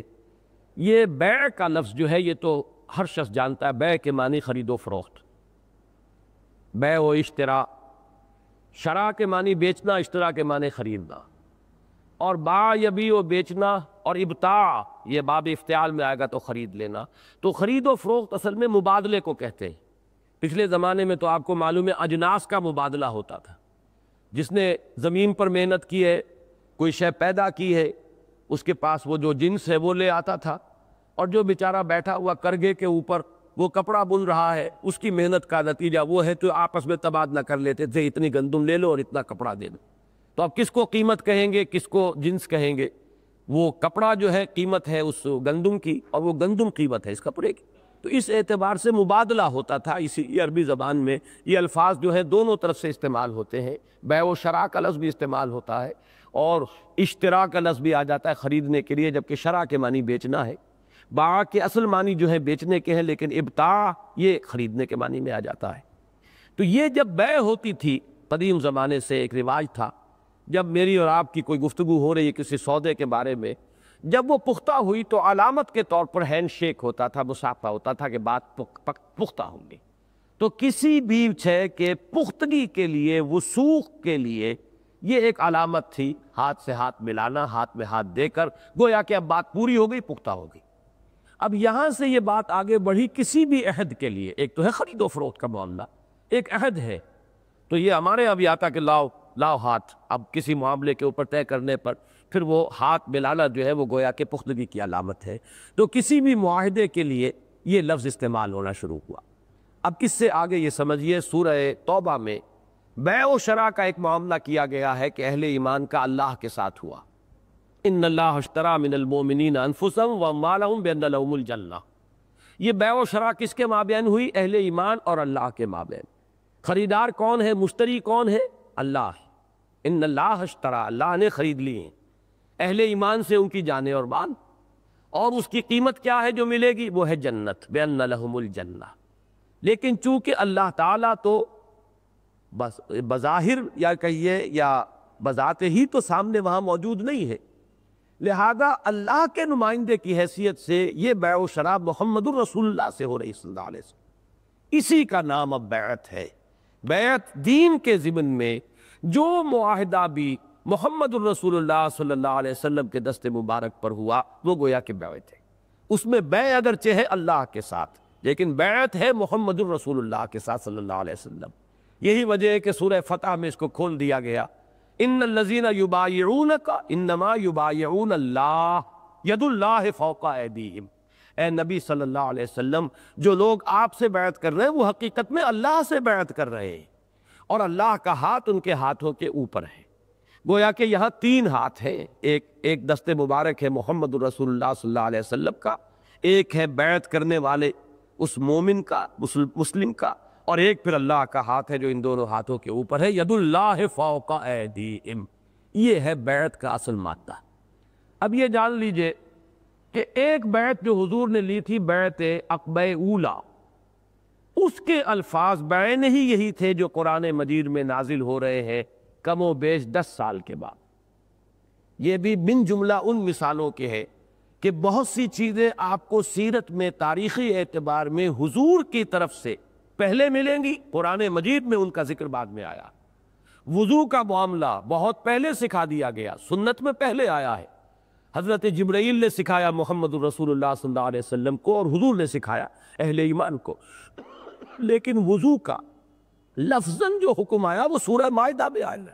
سورہ مائدہ جو ہے وہ تو یوں سمجھیے کہ مدنی دور کے نصف عصر کی صورت ہے، وہ سن 6 ہجری کے آس پاس نازل ہوئی. تو اس انداز میں سمجھ لیجئے کہ بہت سی چیزیں ہیں کہ جو پہلے محمد الرسول اللہ صلی اللہ علیہ وسلم کی سنت میں آپ کو ملیں گی، بعد میں گویا کہ ان کی توثیق میں پھر آیات مبارکہ آیات قرآنیہ نازل ہوئی ہیں. ان میں سے ایک یہ بھی ہے کہ بیعت عقبہ اولیٰ جو لی گئی ہے سن 11 ہجری، سن 11 نبوی یہ سمجھنا چاہیے، بلکہ عین ممکن ہے کہ سن 10 نبوی ہو، اس لیے کہ سن 10 میں حضور نے سفر کیا تھا طائف کا، اور طائف میں جو صورت پیش آئی تھی وہ آپ حضرات کے علم میں ہے. واپس جب تشریف لائے ہیں تو انتہائی اب مایوسی کا معاملہ تھا. بظاہر احوال کوئی امید کی کرن کہیں نظر نہیں آتی تھی. مکے میں داخل بھی ہوئے تھے تو ایک کافر اور مشرک کی پناہ لے کر داخل ہوئے تھے صلی اللہ علیہ وسلم. حالات اتنے مایوس کن تھے. لیکن پہلی کھڑکی کھل گئی اسی کے موسم حج میں، اسی سن 10 کے موسم حج میں حضور صلی اللہ علیہ وسلم کو 6 انصاری مل گئے جو ایمان لے آئے، لیکن اس وقت بیعت نہیں ہوئی. اگلے سال وہ آئے تو 12 تھے. اب پہلی بیعت ہوئی حضور نے تو سن 11 نبوی ہی بنے گا. سن 11 نبوی میں بیعت عقبہ اولیٰ ہوئی. پھر اس وقت انہوں نے کہا کہ ہمیں دیجئے کوئی شخص جو ہمیں قرآن پڑھائے، اس لیے کہ مکے اور مدینے کے درمیان جو فاصلہ ہے، پھر یہ کہ کفار یہاں دشمن جس طریقے سے آپ کا محاصرہ کیے ہوئے ہیں، آپ سے ہم کھلم کھلا مل بھی نہیں سکتے، تو ظاہر بات ہے کہ وہ روابط نہیں رہ سکتے. تو کوئی شخص جو آپ کی تعلیمات ہم تک پہنچائے، قرآن ہمیں پڑھائے، ہمیں دیجئے. تو حضرت مصعب بن عمیر کو حضور نے بھیج دیا صلی اللہ علیہ وسلم. تو 12 سے پہلے بیعت ہوئی، یہ بیعت عقبہ اولیٰ کہلاتی ہے. پھر جب حضرت مصعب بن عمیر گئے اور بعد میں حضرت عبداللہ ابن ام مکتوم کو بھی حضور نے بھیج دیا، یہ 2 ہو گئے وہاں. پھر ان کی دعوت و تبلیغ کے نتیجے میں اگلے سال آئے تو 75 افراد تھے، جن میں کہ 72 مرد اور 3 عورتیں. ان سے جب دوسری بیعت کی ہے وہ بیعت عقبہ ثانیہ ہے. یہ دونوں بیعتیں بڑی اہم ہیں. بیعت عقبہ اولیٰ کے الفاظ بالکل وہی تھے، حدیث کے اندر، صحیح حدیث کے اندر موجود ہیں جو یہاں بیعت نساء کے آئے ہیں. اسی لیے آپ بعض حضرات نے اس کو بیعت النساء ہی کا عنوان دیا ہے کہ اس وقت جو مردوں سے بھی بیعت لی گئی تھی وہ بیعت النساء تھی. وہ کس پہلو سے؟ کہ ابھی اقدام کا مرحلہ نہیں تھا. ابھی یوں سمجھیے کہ وہ ابتدائی مرحلہ ہے، جس ابتدائی مرحلے میں ذاتی تربیت ہی اصل ہے کہ جو مطلوب ہے. انسان خود دین پر عمل پیرا ہو، برائیوں سے بچے، نیکیوں کا اہتمام کرے. لہذا ابھی وہ بیعت لی گئی تھی، وہ بیعت تھی کہ جس کے اندر صرف منکرات سے رکنے کا عہد اور معروفات کے ضمن میں ایک اجمالی سا وعدہ کہ جو بھی نیکی کا حکم آپ دیں گے نیکی کے ضمن میں ہم اس کو مانیں گے. یہ تھا صرف. اس میں کسی سم و طاعت، اور سم و طاعت بھی فی المکرہ والمنشط فی العسر والیسر، کہ ہم آپ کا ہر حکم مانیں گے اور تسلیم کریں گے، سنیں گے اور مانیں گے، خواہ آسانی ہو، خواہ مشکل ہو، خواہ طبیعت آمادہ ہو، خواہ طبیعتوں پر جبر کرنا پڑے. یہ پھر بیعت عقبہ ثانیہ کے الفاظ ہیں، اس لیے کہ اب وہ مرحلہ شروع ہونے والا تھا کہ جس میں اب جہاد اور قتال اور اقدام اور آگے بڑھ کر جو ہے تصادم کی شکل اختیار کرنی تھی. لہذا وہ 2 بیعتیں جو ہے سیرت میں وہ بہت اہم ہیں. پہلی کے لیے آپ کہہ سکتے ہیں اصلاح کی بیعت. اور دوسری بیعت بیعت تنظیم، بیعت جہاد، آگے بڑھنے کے لیے، سرفروشی کے لیے، ایک بڑی منظم جماعت وجود میں لانے کے لیے، ایک ڈسپلن قوت فراہم کرنے کے لیے بیعت لی گئی، وہ بیعت عقبہ ثانیہ ہے۔ تو بیعت عقبہ اولیٰ کے الفاظ بالکل وہی ہیں جو یہاں بیعت النساء کے ضمن میں آئے ہیں، اسی لیے اسے بھی بعض حضرات نے بیعت النساء کا عنوان دیا ہے۔ گویا کہ جب تک مرد بھی اقدام نہیں کر رہے تو وہ عورتوں ہی کی سطح پر ہے، اس لیے کہ عورتوں سے جہاد اور قتال کا مطالبہ نہیں ہے۔ مرد بھی جب تک یہاں ہے تو گویا کہ ایک اعتبار سے درجے میں وہ وہیں ہے جہاں تک کہ خواتین کا معاملہ ہے دین میں، معصیت سے بچیں، گناہ سے بچیں، برائیوں سے بچیں، نیکیوں کا جو بھی ہے عبادات کا اہتمام کریں، فرائض ادا کریں۔ تو یہ درجہ جو ہے گویا کہ اصل میں ہے ہی خواتین کا۔ مرد بھی جب تک اس سے آگے اقدام نہیں کرتے ہیں گویا کہ حکماً وہ اسی بیعت میں شامل ہوں گے۔ البتہ یہ بات اور میں عرض کر دوں کہ اسی کو ہمارے ہاں جو بیعت ارشاد کا سلسلہ چلا ہے اس کی دلیل کے طور پر بھی اسی بیعت کو اختیار کیا گیا ہے، بیعت عقبہ اولیٰ یا یہ بیعت النساء جس کا کہ یہاں قرآن مجید میں ذکر ہو رہا ہے۔ اب وہ بیعت کیا ہے وہ سن لیجئے۔ یا ایھا النبی، اے نبی صلی اللہ علیہ وسلم، اذا جاک المؤمنات، جب آئے آپ کے پاس مومن خواتین، یبایعنک، آپ سے بیعت کے لیے، بیعت کرنے کے لیے، کس چیز پر؟ علی اللہ یشرکن باللہ شیئا، اس پر کہ وہ اللہ کے ساتھ کسی شے کو شریک نہیں کریں گی۔ ظاہر بات ہے ہمارے دین کی جڑ بنیاد توحید ہے، تو پہلی شے جو ہوگی اسے آپ بیعت توبہ کہہ لیں، بیعت ارشاد کہہ لیں، بیعت اصلاح کہہ لیں، بیعت نساء کہہ لیں، جو بھی کہیں اس کو، بیعت تزکیہ کہہ لیں، یہ تمام عنوانات اس کے اوپر راست آئیں گے۔ اس کی پہلی جڑ کیا ہوگی کہ شرک سے اجتناب، اس لیے کہ شرک سے اجتناب ہی در حقیقت التزام توحید کے لیے شرط لازم ہے۔ پہلے لا آتا ہے پھر اللہ آتا ہے، لا الہ الا اللہ۔ تو شرک سے اجتناب ہوگا تبھی توحید کا التزام ہوگا، جیسے کہ آیت الکرسی کے بعد سورہ بقرہ میں فرمایا فَمَن يَكْفُرْ بِالطَّاغُوتِ وَيُؤْمِن بِاللَّهِ، جو کوئی کفر کرتا ہے طاغوت کا اور ایمان لاتا ہے اللہ پر، تو اللہ پر ایمان لانے کے لیے طاغوت کا کفر لازمی ہے۔ اسی طرح التزام توحید کا پری ریکویزٹ ہے اجتناب عن الشرک، الا اللہ یشرکن باللہ شیئا ولا یسرقن، اور یہ کہ وہ چوری نہیں کریں گی۔ اس کے ضمن میں بڑی دلچسپ بات ہے کہ جب ہند یہ بیعت کر رہی تھی حضور سے، جو زوجہ ہیں ابو سفیان کی، وہ ایمان لائی ہیں فتح مکہ کے موقع پر۔ ابو سفیان تو پہلے ہی جا کر آگے بڑھ کر ایمان لا چکے تھے، لیکن یہ کہ ہند ایمان لائی ہیں پھر عین فتح مکہ کے دل۔ تو جب حضور یہ بیعت لے رہے تھے تو انہوں نے کہا کہ حضور ایک بات، میرے شوہر ابو سفیان جو ہے ذرا بخیل قسم کے آدمی ہیں، تو یہ خرچے میں مجھ پر تنگی کرتے ہیں، تو کیا میں ان کی اجازت کے بغیر ان کے مال میں سے کچھ لے سکتی؟ تو حضور صلی اللہ علیہ وسلم نے اجازت دی کہ ہاں بقدر ضرورت، زیادہ اس سے تجاوز نہ کیا جائے، تو ایک عورت اپنے شوہر کے مال میں سے بقدر ضرورت لے سکتی ہے۔ تو یہ گویا کہ اس سرقے کی فہرست سے خارج ہو جائے گا۔ اذا جاءک المؤمنات یبایعنک علی اللہ یشرکن باللہ شیئا ولا یسرقن ولا یزنین، تیسری چیز یہ کہ وہ زنا نہیں کریں گی، بدکاری سے اجتناب کریں گی، ولا یقتلن اولادہن، اور اپنی اولاد کو قتل نہیں کریں گی۔ یہ اولاد کا قتل جو ہے اس میں اسقاط بھی شامل ہے، اور فقہا کے نزدیک حمل جائز ہو یا ناجائز، عورت کو اسقاط کا حق حاصل نہیں ہے، عورت کو بچے کو قتل کرنے کا حق حاصل نہیں ہے، خواہ وہ ولد الحرام ہو، خواہ وہ زنا کی وجہ سے اسے وہ حمل ہوا ہو، لیکن اسقاط کی اجازت نہیں ہے، اس لیے کہ مجرم زانی یا زانیہ ہے، مجرم وہ بچہ نہیں ہے، اس بچے کے اوپر کوئی الزام نہیں ہے، وہ تو جیسے کہ کل مولود یولد علی الفطرہ،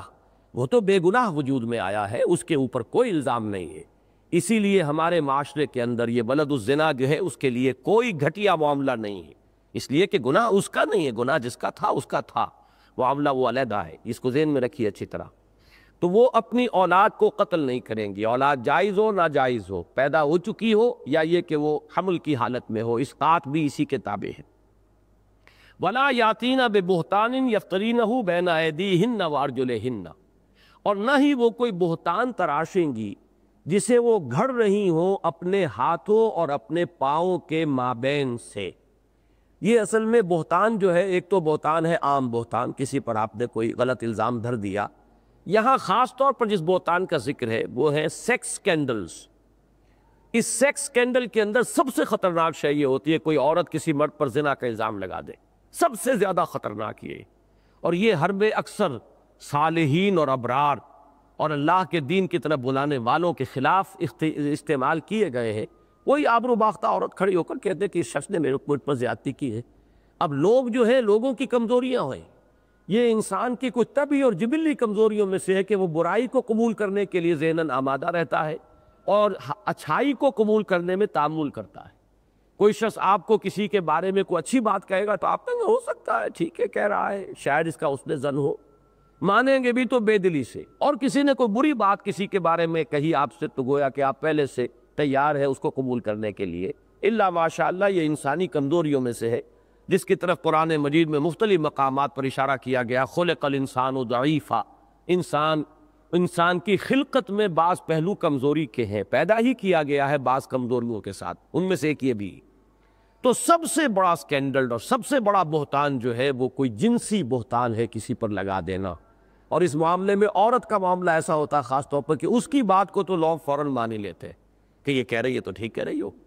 اچھا، اسی میں ایک پہلو عورتوں کی طرف سے یہ بھی ہو سکتا ہے کہ حمل کسی اور کا ہو، وہ اپنے شوہر کی طرف منسوب کرے. یہ بھی افتراء ہے کہ اس نے اپنے شوہر کی طرف کسی اور کے حمل کو منسوب کیا ہے. تو یہ مختلف جتنے بھی جنسی سکینڈلز ہوں گے وہ سب اس میں آ جائیں گے، اور یہ بہت خوفناک ہوتے ہیں اور معاشرے کے اندر ان کی وجہ سے بہت سی برائیاں پھوٹ پڑتی ہیں. تو اس بیت کے اندر اس کو بھی شامل کیا. ولا یاتینا ببہتان یفترینہ بین ایدیہن وارجلہن. اب یہ 5 چیزیں ہو گئیں جو منکرات ہیں. سب سے بڑا منکر آدم شرک نہیں کریں گی. یہ سب نفی کی چیزیں آ گئی ہیں. شرک نہیں کریں گی، چوری نہیں کریں گی، زنا نہیں کریں گی، اور کوئی کسی قسم کے جنسی بہتان میں ملوث نہیں ہوں گی. یہ 4 چیزیں ہوئی یا 5؟ ولا یقتلن اولادہن، 5 چیزیں ہو گئی. اس کے بعد جو اس کے اندر مثبت پہلو ہے وہ جامع، ولا یعصینک فی معروف، اور اس بات کا بھی وہ عہد کرے کہ وہ کسی بھی بھلے کام کا جس کا آپ حکم دیں اس میں آپ کی نافرمانی نہیں کرے گی. اب معروف کا لفظ یہاں جو آیا ہے تو بعض حضرات نے اس کو بہت اہمیت دے دی ہے کہ رسول کی اطاعت بھی صرف معروف میں ہے، تاب دیگراں چہ رسد. ایک حد تک تو بات صحیح ہے کہ غیر مشروط اطاعت صرف رسول کی ہے صلی اللہ علیہ وسلم، اور کسی بھی غیر رسول کی، چاہے وہ ابو بکر صدیق ہی ہو، افضل البشر بعد الانبیاء بالتحقیق، چاہے عمر فاروق ہو، علی مرتضیٰ ہو، عثمان غنی ہو رضی اللہ تعالیٰ عنہم اجمعین، ان کی بھی اطاعت غیر مشروط نہیں ہے، مشروط ہے فی المعروف، معروف کے درجے میں. لیکن حضور کا معاملہ یہ ہے کہ آپ کا تو آپ خود معیار ہیں معروف کے، آپ معروف ہی کا حکم دیتے، ہمیں معروف پتہ ہی چلتا ہے آپ کے ذریعے سے. لہذا یہاں در حقیقت یہ شرط کے طور پر نہیں ہے بلکہ یہ وضاحت کے طور پر ہے، یہ بیان کے طور پر ہے. جس نیکی کا بھی آپ حکم دیں تو آپ تو دیکھ نیکی ہی کا حکم دیتے ہیں. اس میں تشویق اور ترغیب کا انداز ہے. جیسے میں نے عرض کیا کہ وہاں جو فرمایا کہ وَلَا تُكْرِهُ فَتَيَاتِكُمْ عَلَى الْبِغَاءِ إِنْ أَرَدْنَا تَحَصُّنًا، تو وہاں در حقیقت یہ قانونی انداز میں نہیں ہے، شرط نہیں ہے، بلکہ یہ اس فعل کی شناعت جو ہے اس کو ظاہر کرنے کے لیے اضافی بات بیان کی گئی. اسی طرح یہاں ترغیب، حضور کی اطاعت کی ترغیب میں فی المعروف کا جو ہے اضافہ کیا گیا ہے، ترغیب کے لیے، تشویق کے لیے. یہ شرط نہیں ہے، اس لیے کہ حضور کے بارے میں یہ تصور ہو ہی نہیں سکتا کہ آپ منکر کا حکم دے سکتے ہیں، بلکہ منکر اور معروف کے اندر حد فاصل ہی محمد رسول اللہ کی ذات ہے صلی اللہ علیہ وسلم. لیکن یہ کہ اس میں وہ عرض کر دوں کہ یہ تو بیعت عقبہ اولیٰ کے الفاظ تھے جو مردوں سے بھی انہی الفاظ میں حضور نے بیعت لی تھی. اب یہ خواتین کے لیے قرآن مجید میں نازل ہو گئے. بیعت عقبہ ثانیہ کے جو الفاظ ہیں اس میں کوئی معروف کا لفظ نہیں ہے. حضرت عبادہ ابن صامت رضی اللہ تعالی عنہما فرماتے ہیں بایعنا رسول اللہ صلی اللہ علیہ وسلم علی السمع والطاعت فی العسر والیسر والمنشط والمکرہ وعلی اثرۃ علینا. یہ لمبی حدیث ہے، ساری اس وقت میں بیان نہیں کر سکتا، وقت ختم ہو رہا ہے. ہم نے بیعت کی تھی اللہ کے رسول صلی اللہ علیہ وسلم سے کہ آپ کا ہر حکم سنیں گے اور مانیں گے، خواہ مشکل ہو خواہ آسانی ہو. خواہ ہماری طباع آمادہ ہو، خواہ ہمیں اپنی طبیعتوں پر جبر کرنا پڑے، وہاں کسی معروف کے لفظ کا اضافہ نہیں۔ تو یہ اچھی طرح نوٹ کر لیجئے کہ مردوں سے جو بیعت لی گئی اگلے سال، اور جو بیعت عقبہ ثانیہ جو ہے بنیاد بنی ہے اس تنظیم کی کہ جس کے تحت پھر آگے اقدام کے مراحل جو ہے حضور صلی اللہ علیہ وسلم نے جن کی طرف پیش قدمی کی ہے، اس کی بنیاد جو ہے وہ بیعت سمع و طاعت مطلقاً تھی حضور کے لیے، اور آئندہ البتہ جب بھی ہوگی ہم نے جو الفاظ اختیار کیے ہیں تنظیم اسلامی کی بیعت کے لیے، اس میں البتہ اضافہ کیا ہے علی السمع والطاعت فی المعروف، اس لیے کہ حضور کے بعد یہ مقام اب کسی کا نہیں ہے کہ غیر مشروط اطاعت جو ہے اس کا وہ مطالبہ کرے، یا کوئی شخص اس سے عہد کرے، بیعت کرے غیر مشروط اطاعت کی۔ جب یہ ہو تو فرمایا فبایعہن، تو اے نبی ان کی بیعت قبول فرما لیجئے، واستغفر لہن اللہ، اور ان کے لیے اللہ تعالیٰ سے استغفار کیجئے، ان اللہ غفور الرحیم، یقیناً اللہ تعالیٰ غفور ہے اور رحیم ہے۔ یا ایھا الذین آمنوا لا تتولوا قوما غضب اللہ علیہم۔ اب یہ گویا کہ وہی مضمون جو سورہ مجادلہ اور سورہ ممتحنہ کا جو اصل مضمون تھا، اصل جو اس کا عمود ہے ان دونوں صورتوں کا، آخر میں پھر اس کو گویا کہ مؤکد کر دیا مزید تاکید کے ساتھ، اہل ایمان ہرگز دوستی اختیار نہ کرو اس قوم کی جس پر اللہ کا غضب ہو گیا ہے۔ جو بھی اللہ کے دشمن ہے وہ مغضوب علیہم ہے، اگرچہ مغضوب علیہم جو ہے نصارہ کے مقابلے میں تو یہود کے لیے لفظ آتا ہے، لیکن یہ ہے کہ جو اللہ اور اس کے رسول کی دشمنی پر کمر کس لے، وہ کسے باشد کوئی بھی ہو، ان پر اللہ کا گویا کہ غضب نازل ہو گیا، ان کی دوستی اختیار نہ کرو۔ قد یئسوا من الآخرہ، یہ جو کفار ہیں چاہے مشرکین میں سے ہو چاہے اہل کتاب میں سے، یہود میں سے ہو چاہے نصارہ میں سے، یہ آخرت سے مایوس ہو چکے ہیں، کما یئس الکفار من اصحاب القبور، جیسے کہ قبر والوں میں سے جو کافر ہیں جس طرح ان پر مایوسی طاری ہو چکی ہے۔ قبر میں آنے کے بعد ظاہر بات ہے کہ عالم آخرہ کے مقدمات کا آغاز ہو جاتا ہے، پتہ چل جاتا ہے عالم برزخ میں قدم رکھتے ہی کہ کیا حشر میرا ہونے والا ہے ہر کافر کو، اور ہوائیں آنے لگتی ہیں جنت کی طرف سے ایک صاحب ایمان کو، لہذا جو مایوسی ان کی قبر میں پہنچنے کے بعد ہو چکی ہوتی ہے وہ گویا کہ انتہائی مایوسی ہے۔ جس درجے میں وہ مایوس ہو چکے ہیں اللہ کی رحمت سے، اسی طرح یہ کفار خواہ مشرکین میں سے ہو اور خواہ اہل کتاب میں سے ہو، یہ آخرت سے مایوس ہو چکے ہیں، چاہے زبان سے آخرت پر ایمان کا دعویٰ بھی کر رہے ہیں۔ اللہ تعالی ہمیں حق کو پہچاننے کی توفیق عطا فرمائے، اور حق کا بول بالا کرنے اور حق کے غلبے کی جد و جہد کے لیے پوری تن من دھن کے ساتھ اپنے آپ کو لگا دینے کی توفیق عطا فرمائے، اور اس کی جملہ شرائط کو پورا کرنے کی توفیق عطا فرمائے۔ بارک اللہ لی ولکم فی القرآن العظیم ونفعنی وإیاکم بالآیات